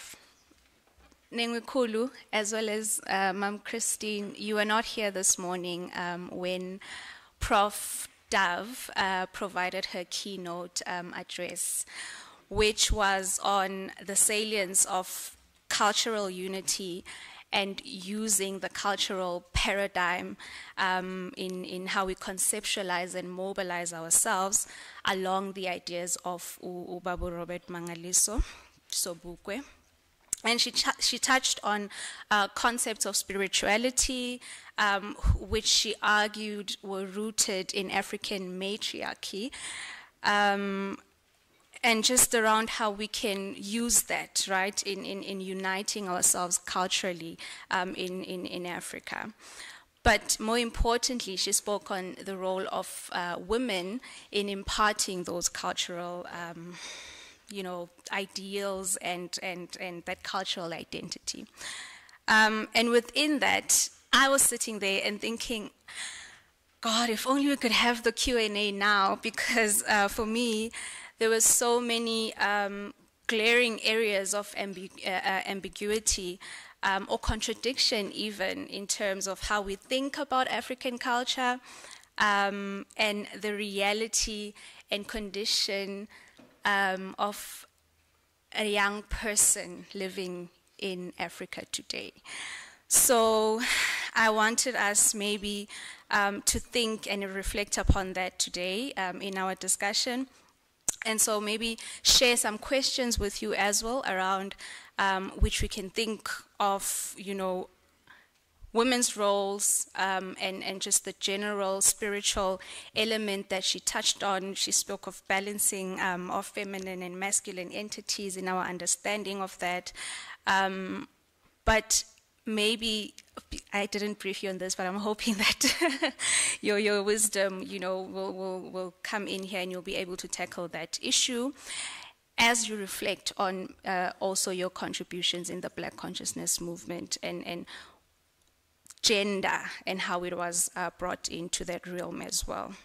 So main questions that I would like everyone as well to think about to drive this conversation are our definition of African culture, that is supposed to be one African culture, and how we contend then within that with the multiple identities that particularly young people embrace in the world. And so how do we transcend that into bringing everyone into the sense of one African culture?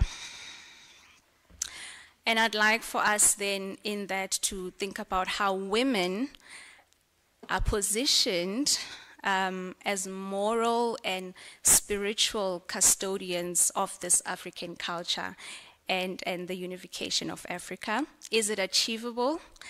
And also, is it fair for this to be a responsibility relegated to women? Especially as Christianity, Western patriarchy and capitalism is so deeply ingrained in our psyche. How do we then transcend this ever-changing and rapidly globalizing world, especially given the social media space, to create a world where we can express and teach this African culture? So, Prof, I don't know, I think, let me start perhaps Ngomam Kunta, to ask you, Ma, to just come up, maybe briefly, share reflections on that, on how within the Black consciousness movement and your role in activism in that, you conceptualize this issue of the position of the African woman, and especially in relation to how Black consciousness women leaders then emerge as perhaps at odds with these images of the ideal, right? How maybe you challenge the space, right, to try and call for a more gender equitable political struggle. So I don't know if you can do that for me quickly, but yeah, those are the questions that I think we can start the conversation with. And after your reflections, I'll ask Prof. Nengekulu to do the same, and then we'll move from there. Okay, thank you.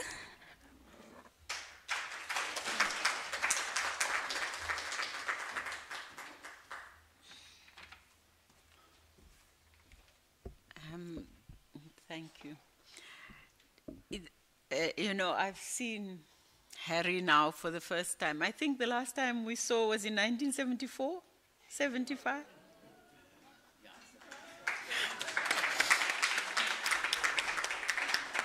And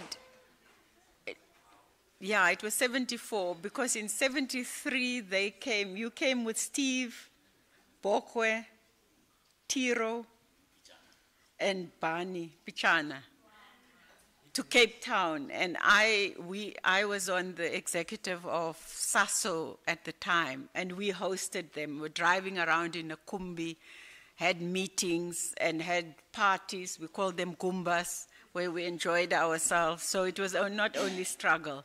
That's the last time I've seen him. Well, I saw him in 73, but then, of course, in 74, we also had GSC, which is the SASO General Conference. And I went into exile in 1975. I don't know when you went in exile. Yeah, so I went after Tiro they sent Tiro a letter bomb, and I was telling him now that when Tiro came to Cape Town, I think he came separately at some point. He stayed in a small township house with my mother, who was a domestic worker. Sorry. And Tiro sat down for about an hour and explained to my mother in the most simple terms what black consciousness was about, you know? And I, of course, you know, with our parents, we don't explain. They just see us running around, organizing and being activists. And I marveled at that ability to take concepts such as black consciousness and explains it to a woman who's not educated, whom I've just sort of, it's my mother, I don't have to explain much to her. So yeah, anyway. The issue of women in the black consciousness movement, to be honest, I don't think we dealt with it as an important issue in terms of the whole feminist women debate. I cannot recall that. But what I do know is whether it was myself, and I was a younger person, I know it's difficult to believe, I was younger than the others. There was Nomsisi Cry, Debs Mashoba, who else, Harry? Debs Mashoba, Strini Tenjuem, Strini's wife, what was the name? Yeah. Asha, yes. And so those women, they were there. They were the men's equal. There was no, okay, we need a place, a special women's thing. No. And I remember I think it was the 1973 GSC. I'll never forget that. And, you know, being female and being feminine was important, but the intellectual capacity and capabilities of the women were right up there with the men. And I remember, because I was a little bit younger than Debs and Nomsisi, because I was sadly both late, when it came to debating the issues of the day, and remember the Black Consciousness movement prided itself on being intellectuals. So everything was debated at length amongst people, at a level which is very high. I don't think we have that level of intellectual debate, and I can only refer it to the ANC Youth League, Lembede, that we have been talking about, SOBUKWE, that level of engagement. And what you saw came out, Steve was, of course, the person who wrote a lot. But they were there, and I remember sitting in this 1973, because as I say, I was a little bit younger, and there were these women dressed, they were beautiful, elegantly dressed, but completely, no mistake, and they were right there intellectually. So I never had the impression that somehow we have to stand behind the men, although they were never explicit, okay, we must now have a women's section, the women must have their point. So that's what I can say. I don't know what else, because I was never stopped from being who I am and engaging with the men and fighting with them if necessary. So I'm not sure what else I can say, unless, you know, Harry, you have something, you can just come in. I mean, I don't think we dealt in detail with the question of women, but I think we had a women's organization that developed some years later. But there was nothing blocking us from participating, and I wouldn't have allowed that anyway, because everyone, you know, the whole thing about black conscious people is they're very arrogant, they're very full of themselves, and the women were just like that. And when the police used to stop us, I mean, I don't know, Harry was the one, we just saw these uneducated, stupid Boers who stopped us, you know, and so that level of arrogance was also very powerful for me to have learned, because when I left for exile, the intention was to get military training. And I say to people, I'm very surprised that I'm still alive, and I'm sure Harry is the same, because when we went out, we were going to get military training, come back, and die in a blaze of glory. That was our dream, you know? And it's the whole idea about life didn't really matter, because for us, the education, not the education, the liberation of the country was the most important thing. So I think, you know, it is actually a gift in a sense that we're alive. So when I left, and we couldn't get training because both the ANC and the PAC, and I always say to people, it's the only time the ANC and PAC in exile got together.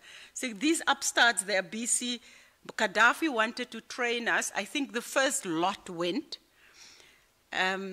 including my late husband, went, and then the OAU stepped in saying the only two recognized liberation movements is the ANC and the PAC, and you can't go training.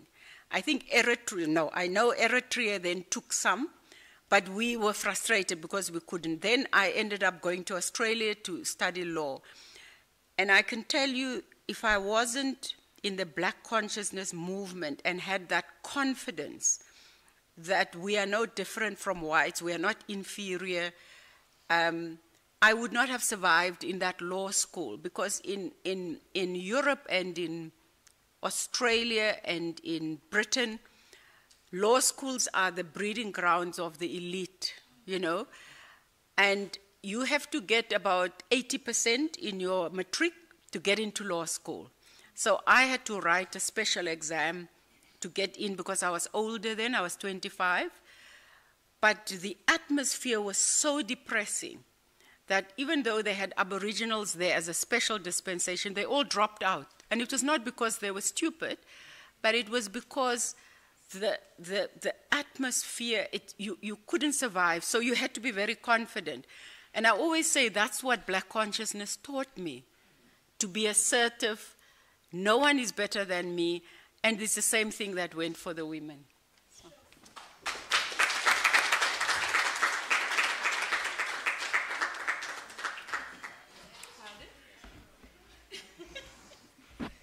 Thank you very much for that reflection.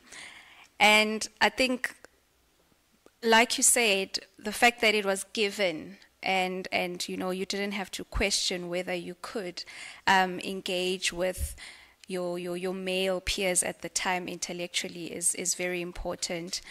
However, the literature then portrays black women activists or tries to push forward this narrative that because of how sharp and you know, out there and loud and proud you were and not afraid you know, to speak up, you were then given this honorary male status. I think you remember, I think you know a little bit about this. So it's the idea that you were exceptional, right? There was something very, very manly, in that energy, of sorts, to say it's not the normal way in which women would participate. And I think that the Black Consciousness movement was really important as a space where women could do that and be that, as compared to nationalist, politics that were happening at the time. And reflecting on that, Prof. Ningenkulu, please, would you come up and just share for also 5 minutes on your activities at the time, and also just your conception of this gender dynamic, or your relations, with women in the Black consciousness struggle, and how you conceived of a future in which Black women and men can exist in these spaces equally as well. So please come up to the floor. Thank you.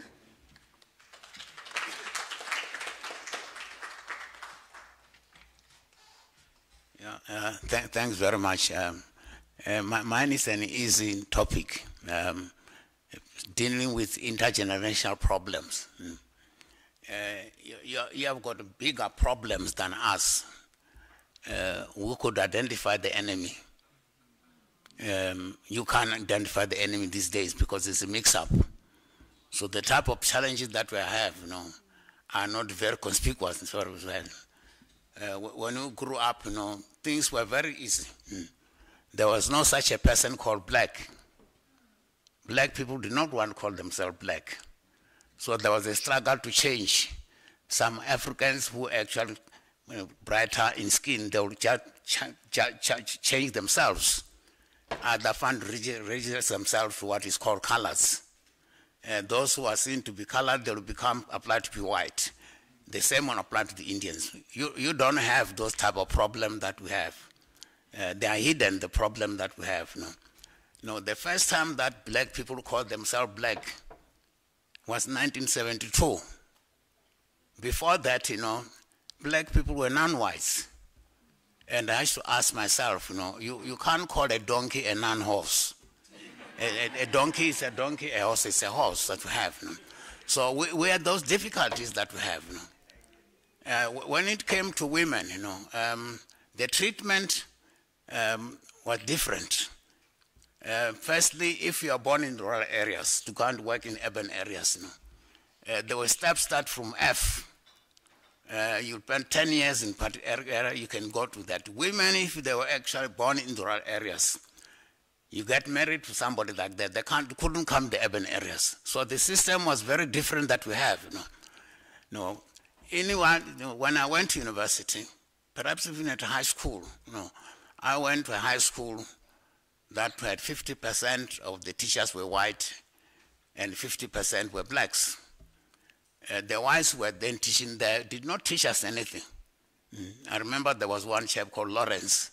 He never taught you to sit on the table and take a gun and put it with diving under the table that we have. That's your school, boarding school that we have, the problem that we have. And you had black teachers who could teach, but the system was very different that we have today. So you don't have those problems that we have. You can identify your enemies that we have. So that is that problem that, in your generation, not my generation, perhaps, Christian was different because you saw your enemy when you move around. Being called black was an offense. I remember there was a reporter, journalist, that saw the General Daily Mail. You don't know it, it disappeared from the picture. I went there, was telling to Asa from Kimberley. And I asked him, why, Stubbs, what do you call us black? He says, no, we don't like the name black because it's very emotive. So I said, but when you came from Europe, you said you are Europeans. We call you Europeans. And now you call you whites, even when you have been white, actually, But we call it whites, Black people are not supposed to do that, This name, we used to call non-whites, all of us. The name non-whites was continuing even until November last year. If you go to the journal or to the News 24, they wrote a story about that. The only particularly the DA refused to call people black people. If you go to the Institute of Race Relations, they were asking, they were writing, you know. So, you know, when we confronted, they were saying to us, and he says, no, we don't like the name black, you know. So they were giving us a new name, Afro-Collision, African colors and Asians. That's what we were going to get. And that was in 1972. And I remember to the editor, and I said, you know, you'll call us black at gunpoint. The worst we could do when they came to the conference, we chased them away. We let the African newspaper to remain because they called us swart mensen that we have. You know. So you don't seem to have any problem, you know, but we had a problem. You got to university, the challenges were different. And when I went to university, I was surprised because I went to high school where we used to strike. We used to hero worship, so we were Mandela and the struggle. In our hostels, they name and go that, you know, and we'll go out, we'll call Khrushchev and so on, all these type of things that that's why we survive on that we have, you know. There was no teaching. I went to a school which I was told that, you know, since 1942, it had never produced matric. And that was the case, you know. And just remember there was this German lady who was religious because initially the school was run by the Lutheran Church. And I had a red corduroy shirt. And she said, you know, I was reading a book, No Feather Track. I liked struggle even when I was young. And she said, you know, your sins are as red as your shirt. So I said, how do you know about it? He says, no, I came from Germany to come and civilize the primitive people. So I said, no, I read a book, and they said during the Second World War, many German women were killed, and because you're not very beautiful, nobody could marry you. And she was German. The principal was German. You know, so that's the type of problem we used to have to fight. You know. So I just think that we have, you know. Women, even amongst whites, were not treated with respect. In teaching, if a woman got pregnant with a child, they lost their job that we have. You know. That one is the situation that we have. You know. So when we started the Black Consciousness, we started in 1968 because there was a struggle to join NUSAS, the European one. I went to the university, and within 1 week, and they were debating this issue. And I said, no, but why should we actually want to join them? They don't belong to us. You know, with Musi, who was the judge president of the Free State, we were together, we were doing second way. Firstly, we wanted to destroy the SRC system, which will happen at Fort Hare. Then we realized we couldn't win. Then we took over, as you know, we were second year, we took over the SRC. 99% of the SRC, it was us, and we changed it, and we're destroying that. So that is the situation that we have. Black people, as far as women were concerned, you know, were not treated very badly that we have. Perhaps, you know, because they didn't come to the urban area, they didn't work, they got the fee that we have. You know. So I think that's the problem that, you know, you are going to face. I spent more than 8 years in the city. I think I used to sit there in the Senate. I used to have a battle here because black people do not want change. They want things to remain as they are. They feel happier that way. That's at university that we have.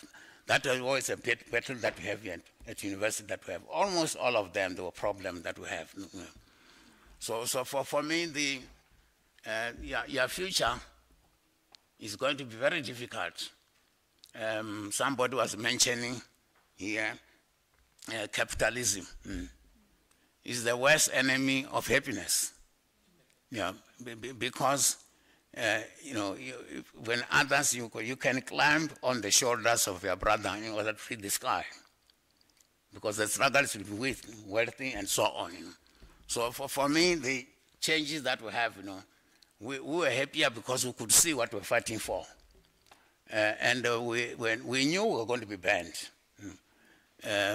Me, when we started earlier, it was me, Steve Biko, Pichana. I was the organizers. Pichana was the Secretary General. So we used to operate that way. The others, there was no segregation where the people from the ANC, you know, because we didn't see ANC and PS as different. They were part of the struggle that we have. That's why one of the things that, you know, when I went to exile, you know, was to try to unite ANC, PAC, and Black Consciousness to be one organization that we have. But unfortunately, there were problems within the PAC. And of course, there was also a problem everywhere that we have. So that is the type of thing that, for me, the new world for you is a very challenging one. We knew what was the problem. You couldn't get a job that you wanted to get. When you got to university, you didn't choose the university. It was chosen for you that we have. These days, you choose where you want to go that we have. But I think that's the problem that we have. I was saying last week, there is one meeting. One of the biggest problems you have in universities these days is that, students do not want to work in order to pass. And I think here at UNISA, there were people who were actually organizing time to have people charge who are doing that. But also in other countries and other processes here, lecturers themselves also do actually get passing by getting information from another. I had the one young student here who had a PhD, but one of the people from the Senate, the college, took that information and gave somebody who wanted to finish master's degree that, and there was one lady who wanted the PhD to get in literature. So you have got a problem, not only among students, but also within the university. So I think those are some of the things that, for me, it's a warning that, your roots, your ways are actually causing more problems. Because people are complaining that, I train as a medical doctor. In a capitalist system, you create your own work. It's not like in other countries that, you go to China, although they are changing themselves, you can get the job wherever you have. For me, the world is very different from that we have. We have been oppressed, but we knew that we were an enemy, and we could survive that way. Thank you.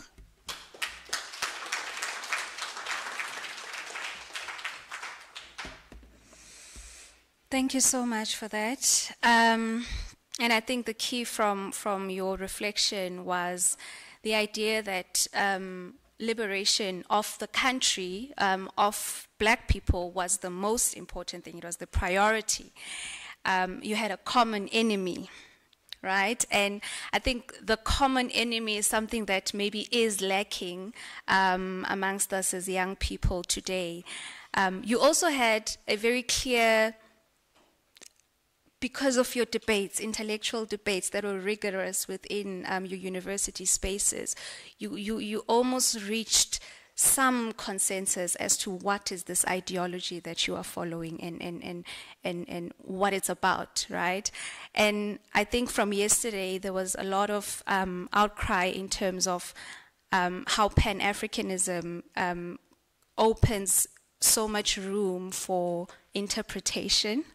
And there seems to be very, at least for young people that I had conversations with on this, there seems to be a struggle for us to understand or apply it as an ideology in the reality that we face, in the material conditions that we're facing.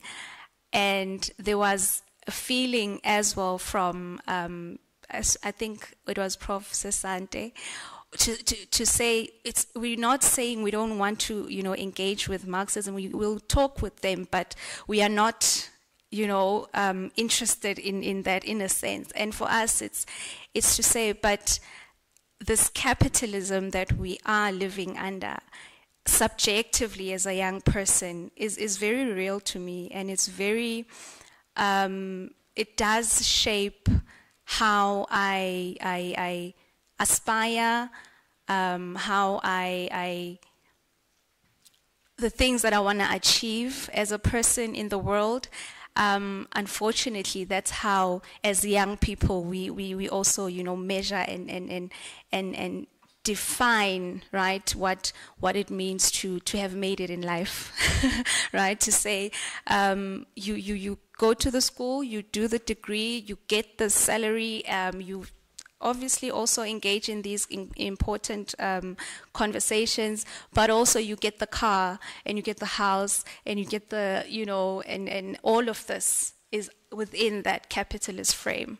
My reality is also of the Western, conceptions, right, of performing one's identity, right?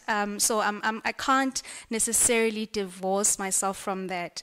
We spoke of fashion in the Black consciousness movement and how women were driving that, right? When I was thinking about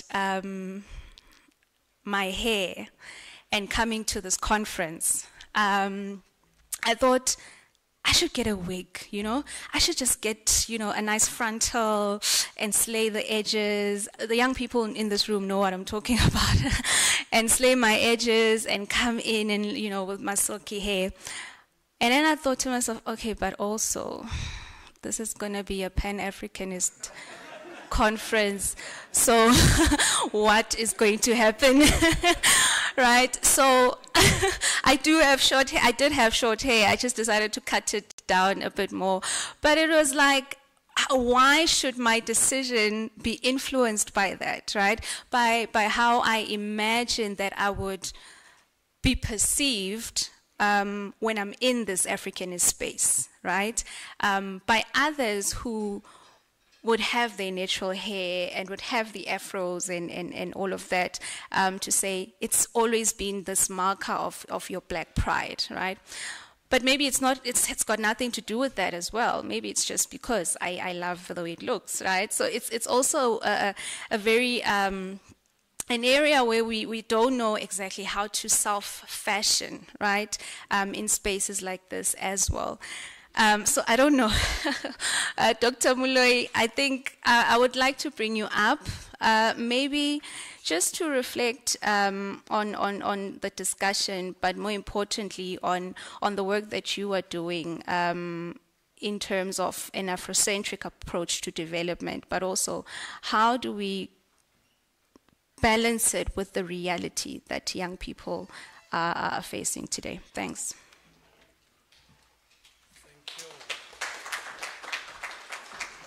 Yo, dumelang le kae?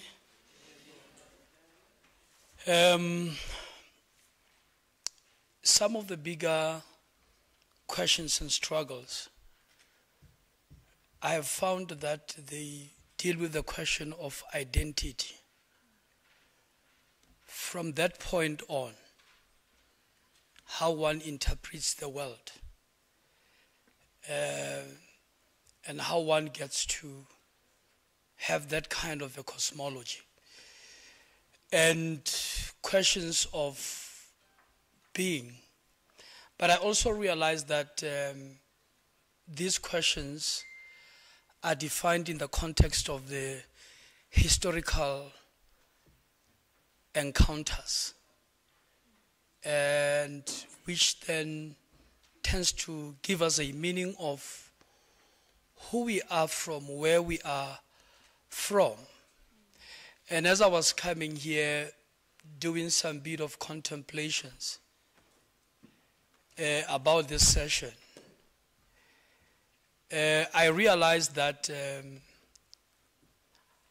our clan names, every time when I stand up, just as you introduce me, you talk about Moloi, becomes a key of the past that have brought me forth. So in a way, the question of being young, I'm not an ageist. It's as though the problems and the struggles that you are dealing with have been passed on like a baton. And it's not long, just right here in Pretoria High School, probably 4 years back, at the girls' high, that they were still fighting about the question of the hair. Where does the hair feature in the post-1994 world? Has the demons of the past somehow been transferred to this generation? Which somehow connected me with the song in which Miriam Makeba is asking in the song titled Soweto Blues, where she is saying, Beniguphi madoda abadubula zingane. But somewhere, somehow also, I hear Fanon saying, for every generation must rise up to confront the challenges of its time. In another world outside of this one, as a DJ, I'm confronted by the song that comes from the Mike and the Mechanics, The Living Years. Every generation blames the one before. And then he goes on to say, I know that I'm a prisoner for what my father holds so dear. So I think gaining the correct perspective is very important. It is Marcus Mosiah Garvey who says, a people without knowledge of their historical past are similar to a tree without roots. I've been in this institution for quite a number of years, and Papa Hayem, I realized that I remember him because I came at UNISA to do my first year in 1996. And I've been here now for 24 years. But the greater part of time I was just part of the furniture, teaching the things that I do not know, which they told me. At some point in the field of development studies, I was in a department that was saturated with Afrikaner women and men, and they used to call me a rondloper, who would go with a trolley to collect the books in the library. But I was synthesizing as I observed. At some point, there was a question that was asking the positive and the negative effects of apartheid system. And it was being asked by them. But I was not aware that this place is a mental-side camp that clones the minds of the people on how they should speak. It is within that context that as I read through, I encountered literatures of Professor Mulifikete Asante talking about the need to find location, which connects to where is the place of African people in the world that has rejected them. But I also then realized that he was providing an answer that we need to relocate. But what I realize is that young people today, there's so much of brokenness and there's so much of pain.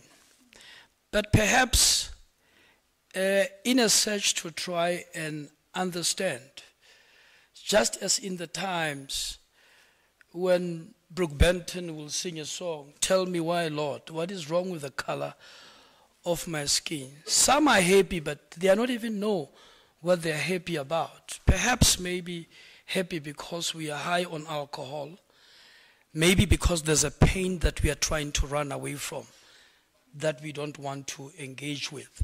So I'm thinking that to theorize the world and to theorize my identity and the questions of being is a starting point in which the key into reflecting on that.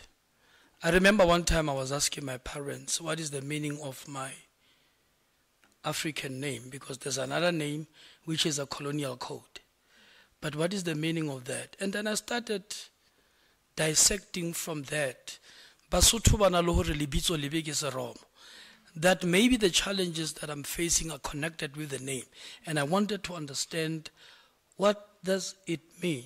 And what did you mean when you gave me this name? So I think some of the biggest problems that young people are dealing with is the absence of love from home, broken family structures, and lack of a sense of purpose, of where to from here. Fathers who are not there, who are elsewhere, and young people are left to try and discover meaning for themselves. But at a much more closer level, everybody is looking for love, and the trucks becomes the hope that is close by. So perhaps maybe the question of that was alluded to Jacob Zuma as a broken president in a broken country. Maybe we need to accept that and use that as a mess to start rising up. But as long as we are not conscious that we are historically framed, there's a text that says a people without the knowledge of their God cannot be able to stand up and do exploits. So it seems questions of identity, even as UNISA seeks to become the African university, even as the time of 150th of celebration says that reclaiming African intellectual features, it seems the moment you say African, there are questions around identity conversations there. That now speaks to also the need to shape knowledges. Maybe those are just some features.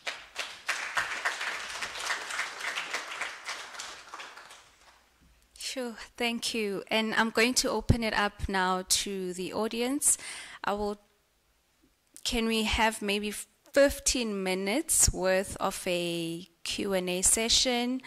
And congratulations to you, because straight after this, we're going to have a gala dinner, and you are obviously all welcome. So I think it's going to be a great way to compensate you for staying this late. So, tons of hands. I will just start from the front because I didn't see as seniors. Prof Zide is going to go first, followed by Prof Sesanti, and then Ms. Gumete from, and then the gentleman in the middle over there. So, and then yourself. Thank you so much. You know what to do. You press the button on the right, and then you're welcome to pose your questions. Thank you. Okay, thank you very much, Sibusisiwe.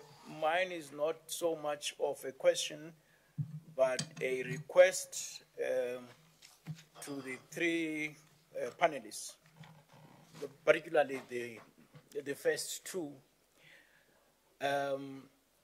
My name is Gordon. The surname is Zide.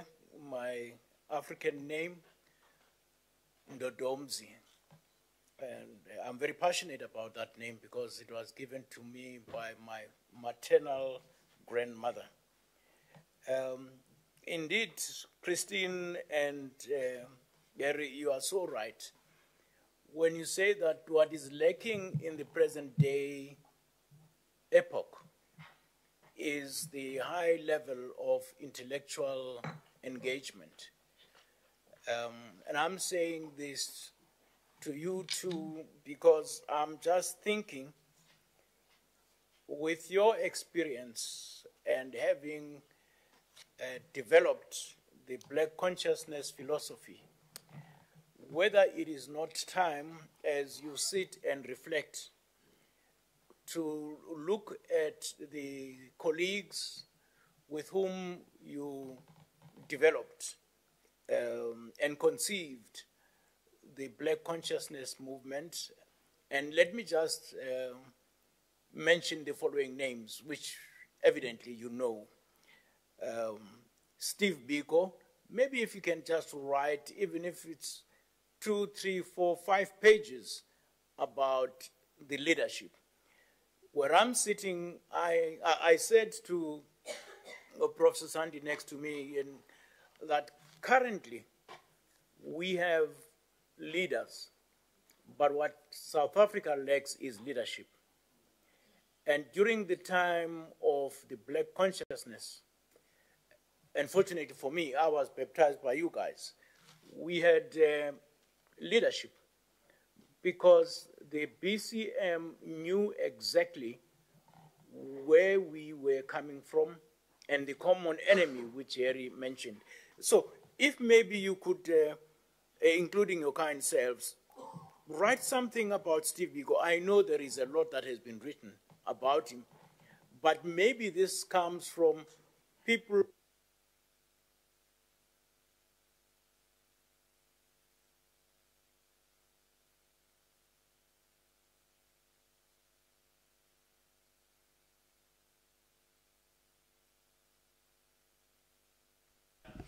Please switch on your mic again, Prof.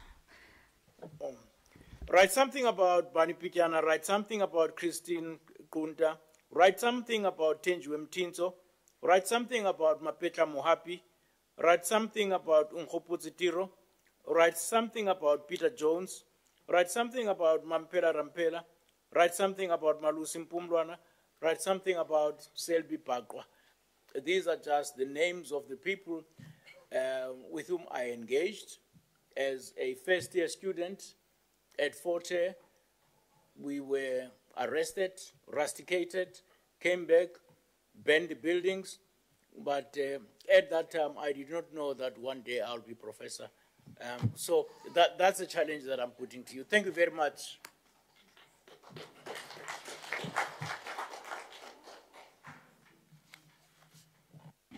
Just a quick one, Comrade Director, Program Director. Yesterday, I said that, you know, the PAC was a Pan-Africanist Congress based on Pan-Africanism. And therefore, the focus of the PAC should have been, first and foremost, on Pan-Africanism. It was not a Marxist party. It was not a Maoist party. And the focus was not supposed, we could engage with Maoism, Marxism, or anything else. But you could not center that which we are not and marginalize that we are.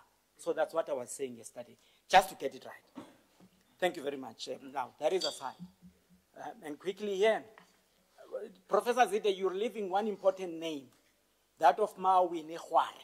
Oh, yes. The first president of the PPC, the Black People's Convention, and many other shirus within the BCM. So I fully agree, Sis Chris, that in the Black consciousness movement, there were quality, it was never an issue. And in fact, I'm trying to remember the name of this Sisi in Cape Town, who was firstly the deputy president and then the president of Azapo, a woman who's in Cape Town. Nombulelo, Sis Nombulelo. Yes, you know, Sis Nombulelo. So I just want to close it there and leave it there and say, I bow to the Black consciousness movement for having understood that you could not oppose white domination and at the same time promote male domination on women. So I give my respect to the Black consciousness movement. And then in the Pan-Africanist Congress and Pan-Africanist movement, we just need to remind one another that, you know, when this movement began, Alice Kinloch was a woman who was engaging, as we were being told here, with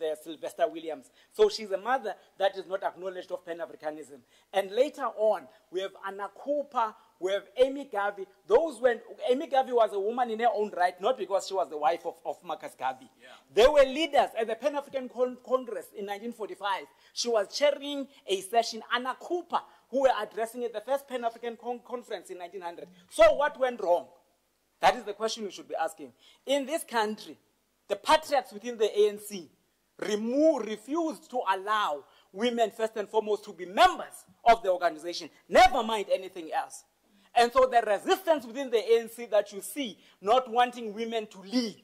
You know, there was some progress in 2007 to 2012, right? When we had a national chairperson, and then after that was reversed and we had Gwede Mantashe, right? And so later on, even that, because women are regarded as being good enough to be assistants, and they've done a wonderful one this time around, and even added two positions, deputy secretary and second deputy secretary, and both of them are women, right? What of the PAC?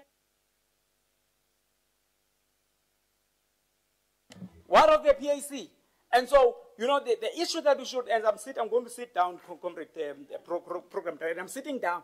The issue that we should be confronting explicitly here, is that we have issues where women have been deliberately blocked and repressed and oppressed within the liberation movement, where women have been raped in the liberation movement, where women have been properties of males within this organization, being told that you cannot have a love relationship with a member from another organization as a woman, but a man can whir around and do anything and everything. Yeah. And those are the issues that we should be confronting and call them by name and identify them.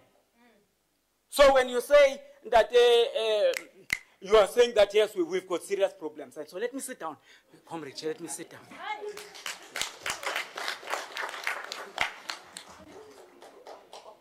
Ms. Kumete. On.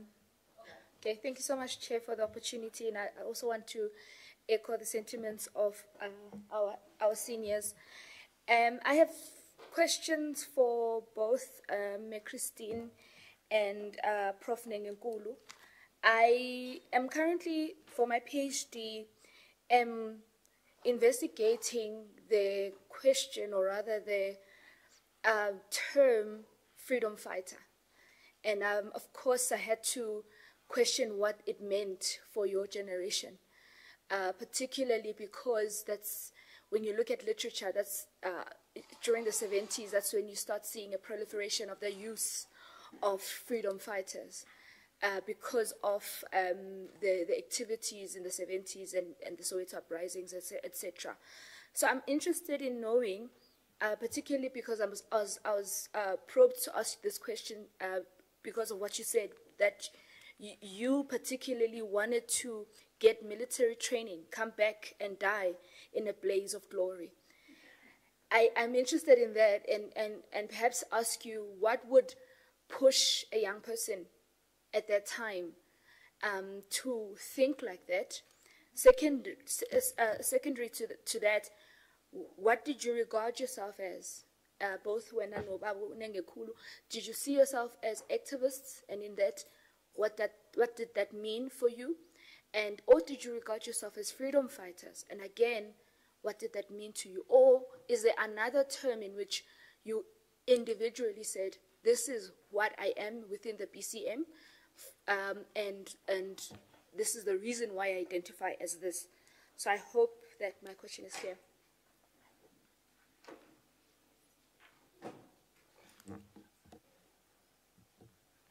Okay, I just want to say thank you for this very insightful session. I think mine comes from more of like a commentary of what I've listened to today, and maybe the commentary might evolve into a question of its own. And I think one of my critiques, or in terms of how our first speaker spoke about how the gender was equal and the engagement was on an equal turf, but the historical books don't speak of that gender dynamics.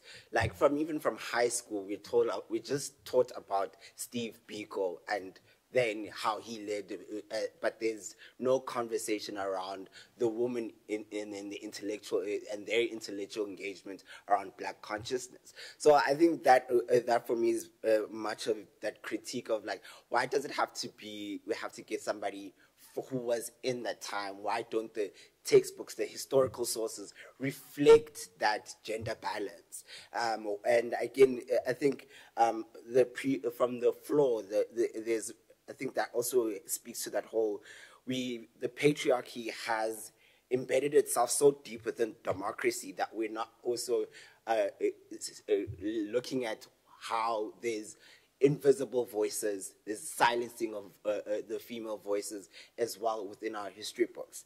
And then moving on to the second speaker about how there's the invisible enemy and the visible enemy. And for our generation, again, what comes to mind is how when we went through Feast Must Fall and we had to like go on as if nothing happened. And then we went through the pandemic, and then we now have this resurgence of like, we have mental illnesses and that we don't want to speak about. And I think we know about these invisible enemies, but again, we're not being equipped in terms of to tackle these invisible enemies. And I think my last touching was on Busi's comment around fashion and how I think when we went through Feast Must Fall, like there was this whole notion of if our female leaders of the movement were wearing a doek, it gave her that oh, you're woke and you then can now take on this leadership role within Feast Must Fall. So if you you then means like you are a part of the leadership movement and you are taken seriously. So we still take on those patriarchal dichotomies of you must be to be a leader and to be feminine, you must then embody this feminist tropes. And then if you want to be a male leader, then you are automatically assume you're a leader, or just on the basis of you speaking at a movement. So those dichotomies are still existent and very much entrenched for our generations, but still also visible. Thank you.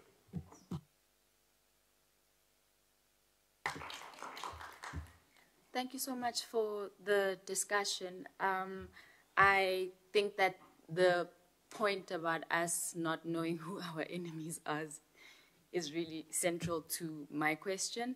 And I'm just thinking about, from that point, that we don't know who the enemy is and so cannot contend with that enemy properly.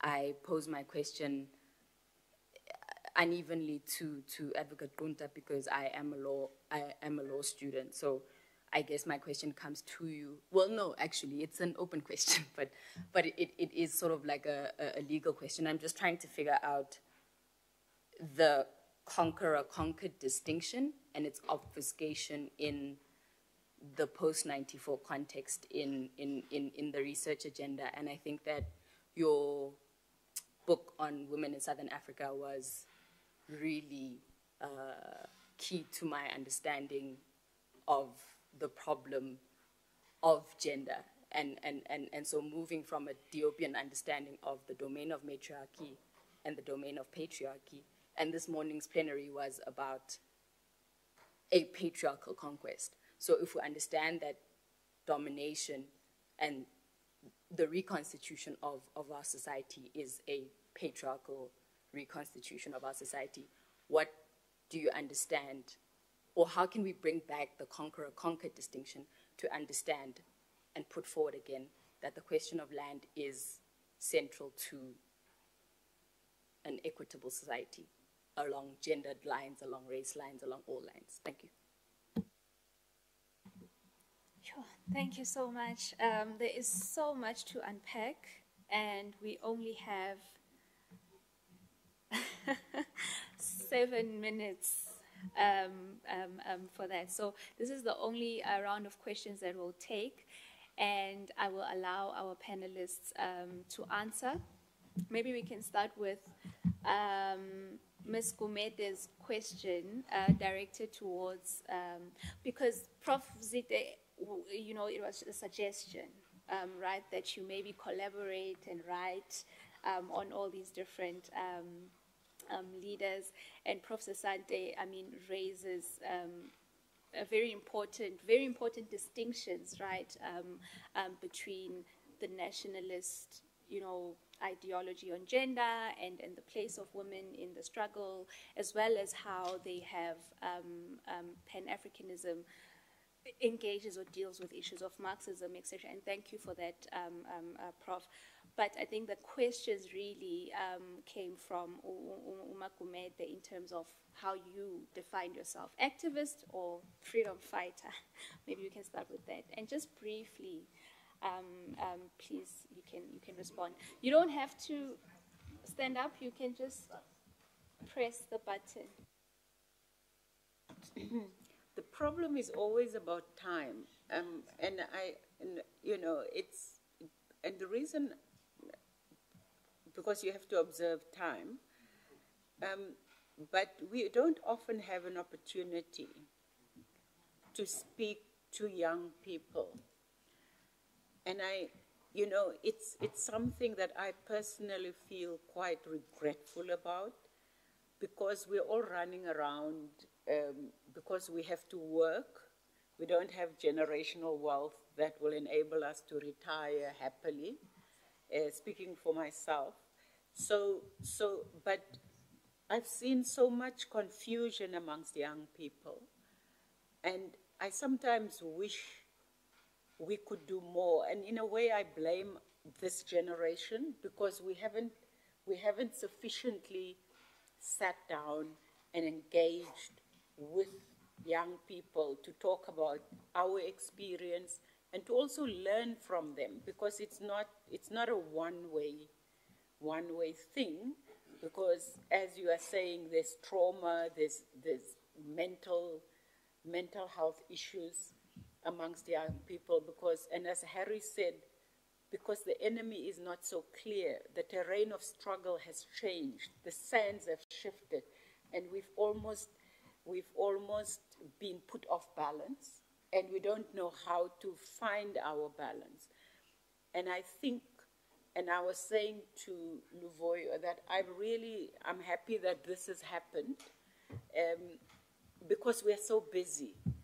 And I said to them, I wish I was an academic so I can take off what do you call that thing, a break, what do you call this? A sabbatical. So I can just write instead of being a lawyer. So now I have to juggle being a lawyer and this. But the issue of what we thought of ourselves, I don't think we thought of ourselves as activists or freedom fighters, because factually we were, but it is just the outrage about what was happening then, and it drives you. And I think the advantage of being young is that you're fearless, and you don't think about your own safety. You don't think, you just think, this is not right. This cannot be right, and I've got to change it.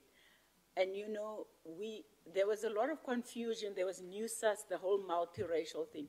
And I remember when Henry Isaacs was because I was at UWC at the time, and then they talked about this Black consciousness movement.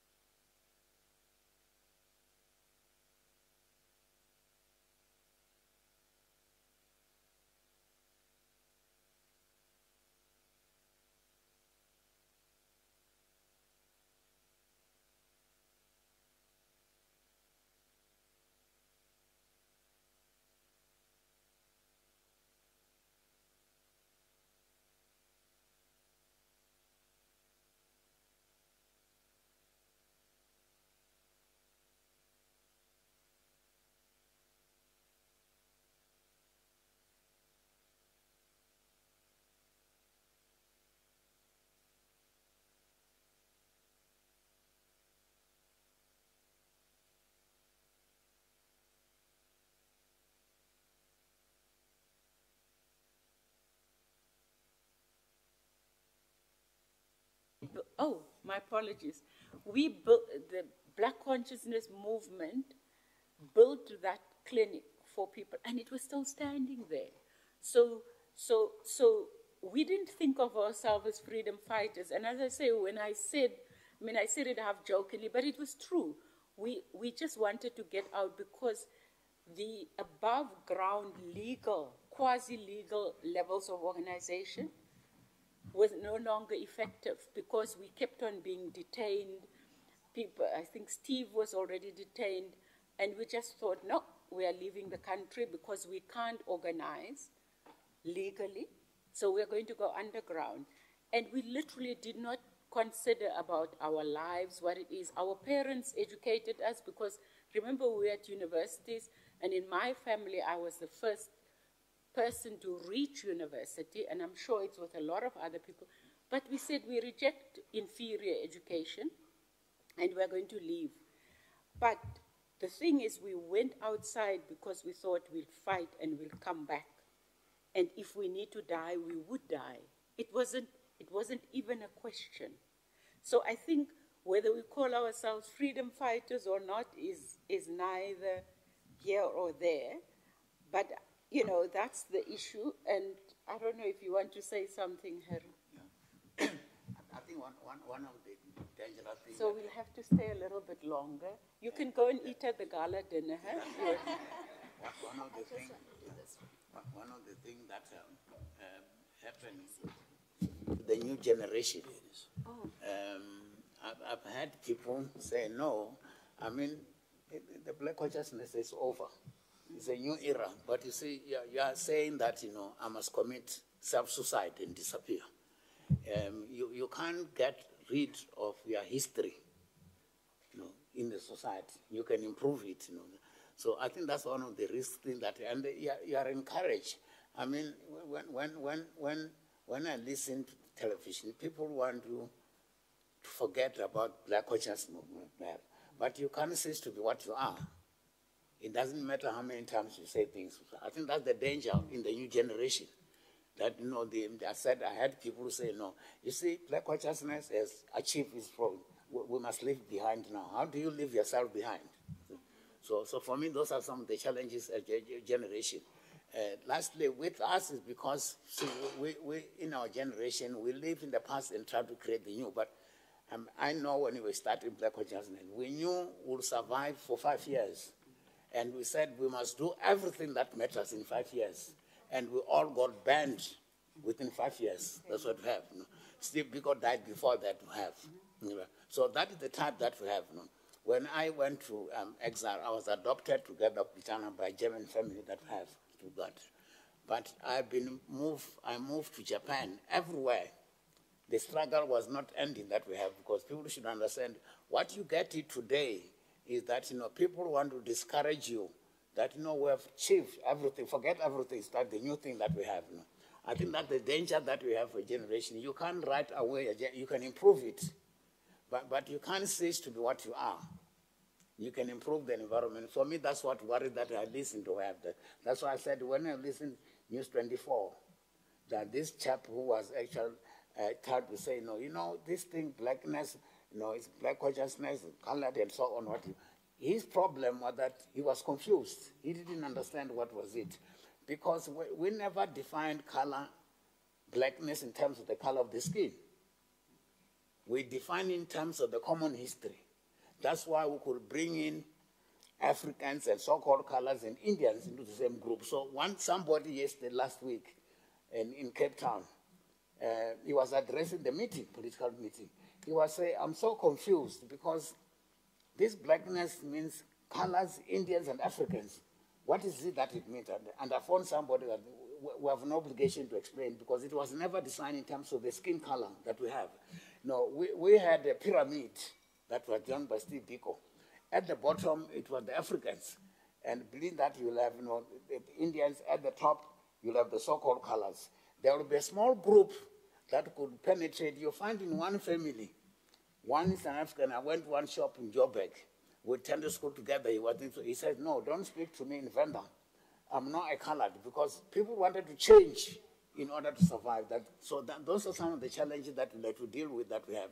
I listen to the radio, you have that. That's why I said this program that, you know, News 24 even mentioned of the DA, this chap on SABC at 12 o'clock, he kept on telling, you know, these non-whites, we are non-whites, you know. And I said, why would you define yourself that way, that we have?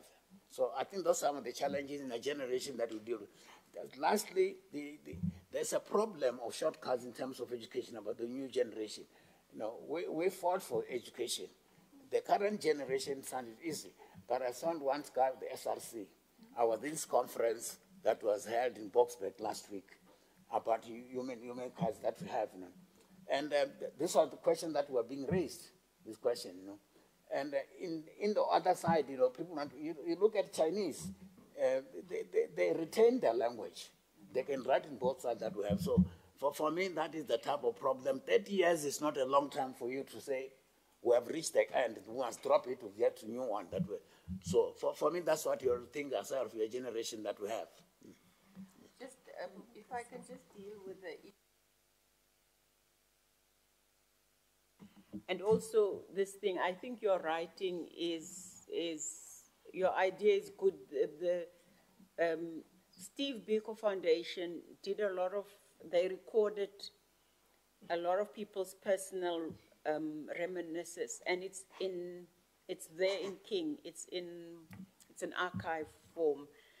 But the issue of the absence of women, we say that women were active, but you don't get that in the story. Even the fact of Steve and Sobukwe, and there were, you hear about Sobukwe, you don't hear as much about Nda or Lembede or the other people. But it's, and you know, during Steve's time, there were many people who were, the intellectual level was incredible across the board of the whole executive and people. And the only problem, not a problem, Steve was the one who consistently, he had a column in the Sasso newsletter.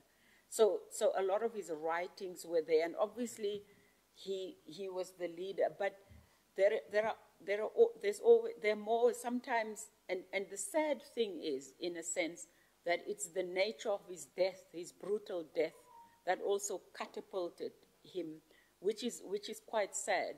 But the issue of women who were there, whether it was in the 1920s, in the ANC, in the BC, in the PAC, they are there. But it is they are being erased because of the people who write books about the men, not about the women. Doesn't mean they were not there. And you have intellectuals, women intellectuals like Phyllis Ntantala. She's written a lot. Funiwe Njobe, was in the PAC. She's a writer. And people know a little bit about me because I wrote about the women in Southern Africa. And that's to counter, in a sense, counter the white European feminist movement that my late husband said to me, but instead of getting enraged, why don't you write? I'd never written a book. And that's how I began.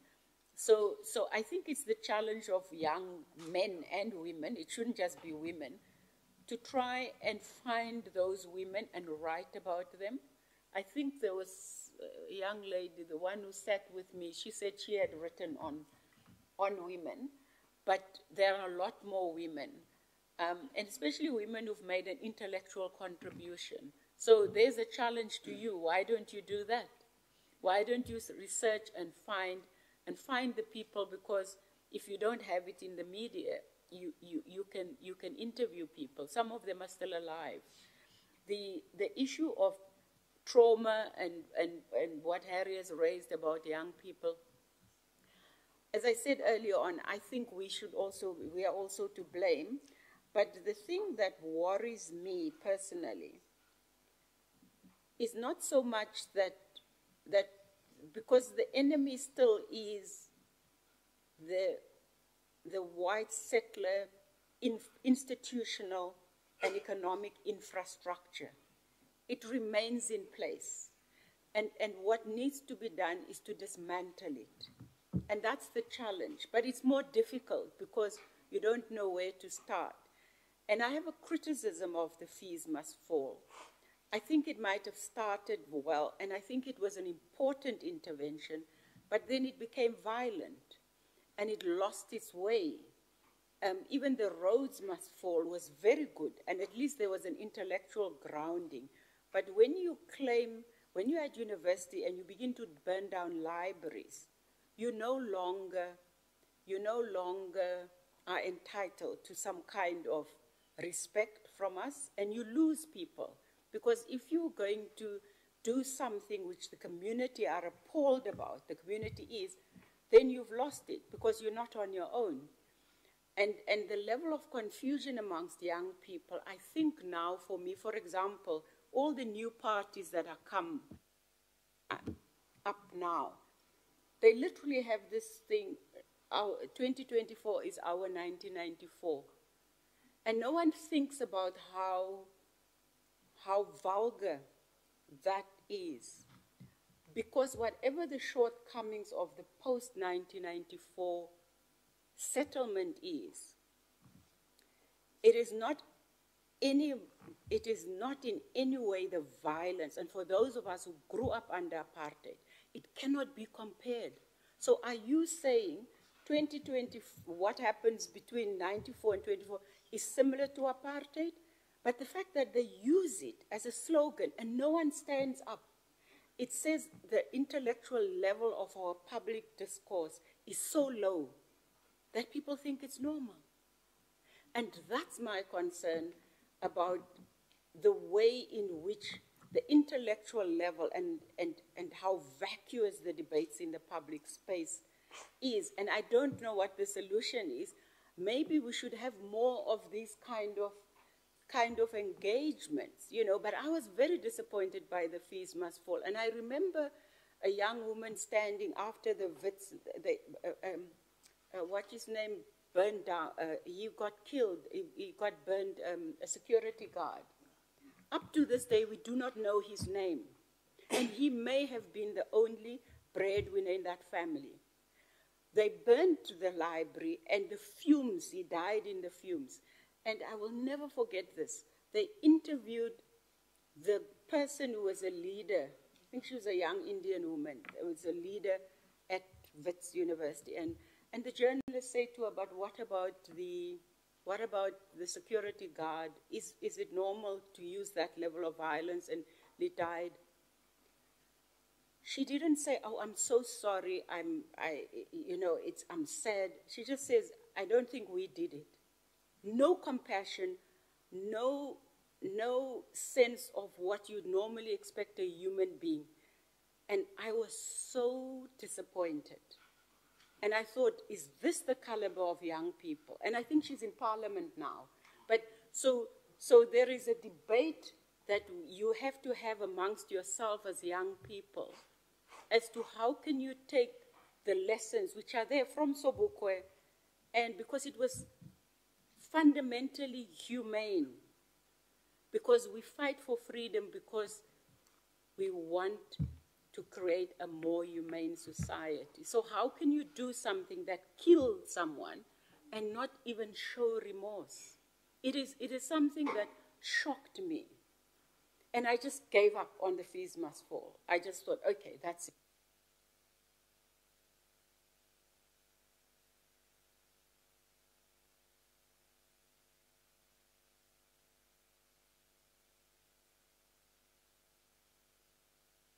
That is, what is it that we can do? Because I remember when I was in exile in Botswana, the Archbishop Makudu then said to us, you know, at some point you are going to be free in South Africa. This was in 1978. He says, you are going to be free in South Africa, but how are you going to heal the trauma? Because if you don't heal the trauma of that 350 years, you cannot have freedom. And you can see it now. The level of violence, the reflective violence, babies being raped, old women being raped, that's not normal. And the level of mental illness amongst young people, levels of suicide. So there is, I would like an academic or a scholar to write about that in detail and present how can we overcome that. Because there's the one in the home that creates dysfunctionality, but there's also a hole in our society, a huge hole caused by the violence of apartheid, and it gets replicated. So how do we heal that big hole? Because we can't operate normally, and so that's something I think as young people at a university that you should think about. Can we write about this? How do we heal this?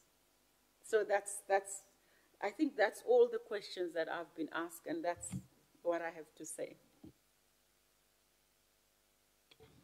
Yeah, I'm thinking about the question, who is the enemy?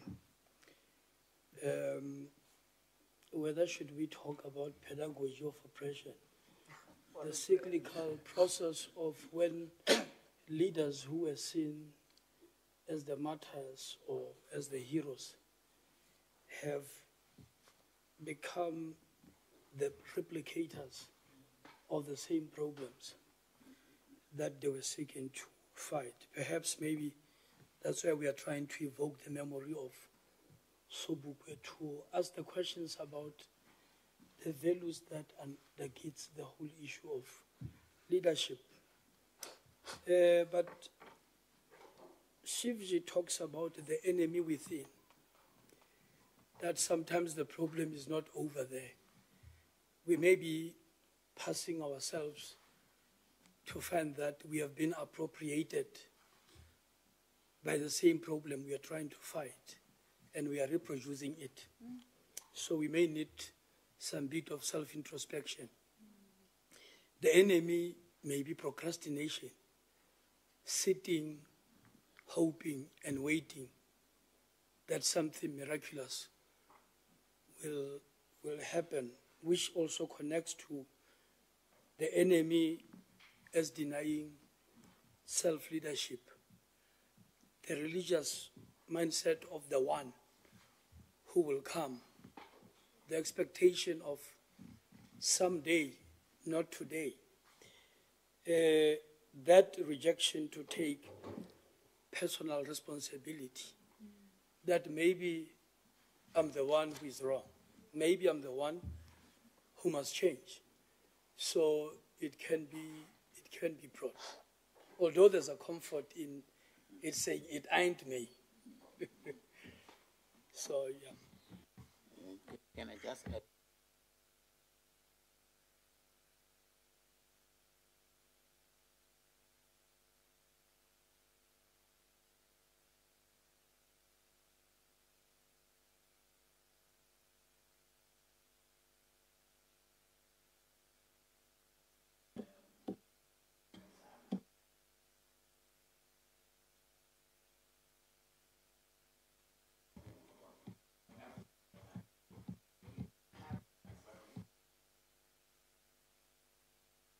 About things that actually are happening, that we have.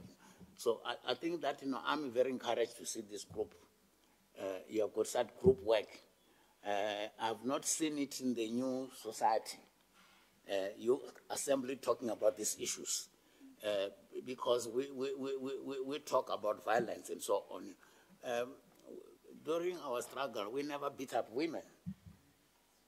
They never exploited. There was a group of women, we used to call them non-whites, the ones who never participated, they put aside, So that's one of the things that were developed that way. But I think you have got an opportunity of writing about, I mean, we're available. Some of us are not able to write, we don't have information. To interview an individual and try to trace, I said that with SOBUKWE, about that. When I met Mandela for the first time, I was in the plane coming from and I wanted to go and see him, so the school wanted to stop him. He says, no, Harry must come here. I haven't seen him for a long time. He was seeing him for the first time. We used to correspond with him, with T. Biko and Pichana in Robben Island, to talk to him. So they have that memory. When I spent about a week with SOBUKWE that we have. We were more interested in trying to find the history that we have. We read about it that we have, And we got a lot of information about the late Chiputelezi, who had said he was help, We went and met him in Pietermaritzburg, and he had to concede, One thing that, the Buthelezi made, convinced that, I will never attack the Black Consciousness movement because, he never did that right through the struggle. We differed politically, but we dealt with it. Yeah, you see, that's what is there, the thing that we have. So that is the type of problem that we have. We're not writing, I was invited, I was supposed to be in state this year, last year at the university in the States. Because they were using some material that I've written, they wanted to start a school, African studies that we have, But you see, the arrangements were such that I couldn't leave. They were agreed this year, and I couldn't go. Just to rewrite, give the opportunity to sit down and write. You have got the opportunity at your age to write something. You can go and interview that. Can I interview about you? Write a book about that. That's what you should be able to do.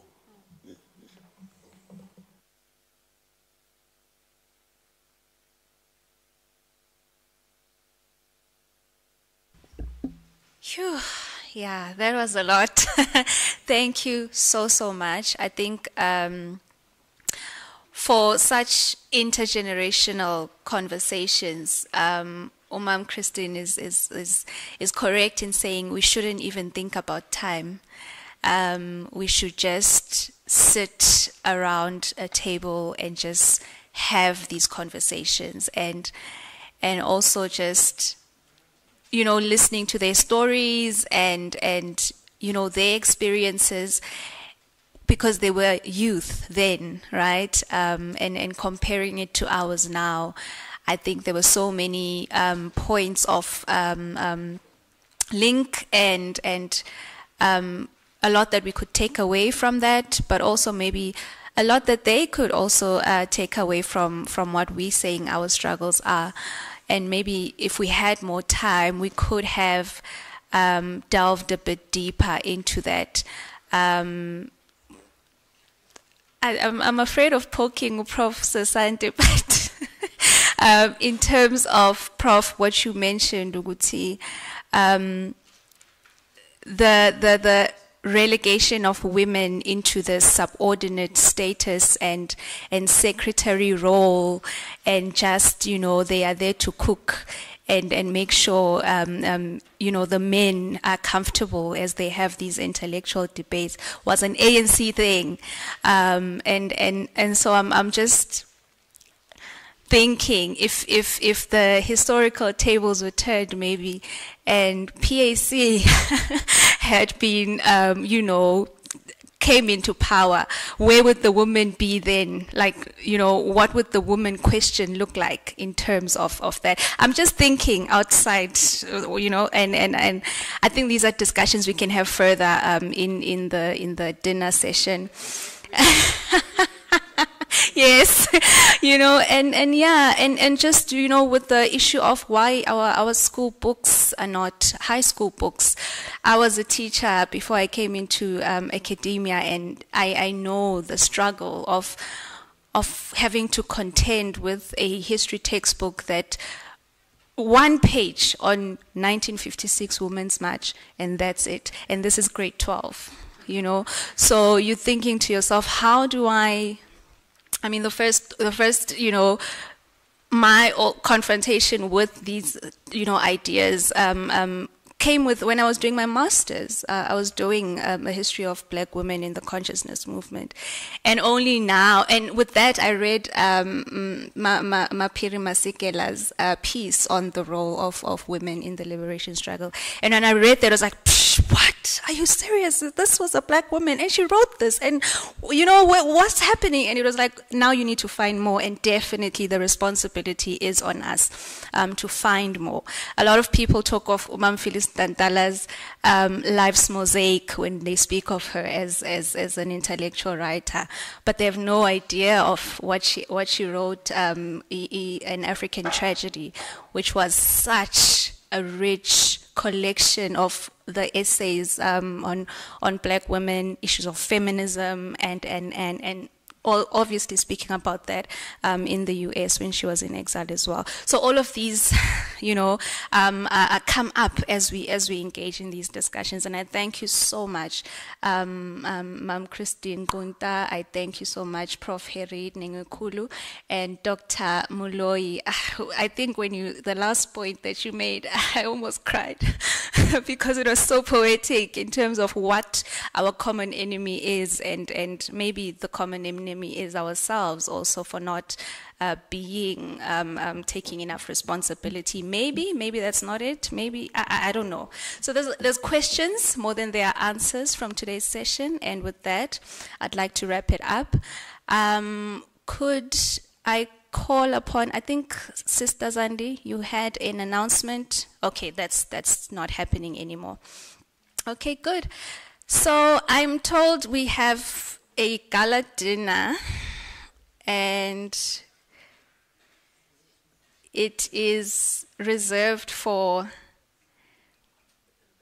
a maximum of 40 guests, with the elders and our, distinguished guests taking first preference. And for the rest of us, it's going to be a first come, first serve basis. That's all I'm going. I know, and we apologize. Yeah, but we'll try our best to make that work. Thank you, colleagues. Yeah, good evening. Thank you.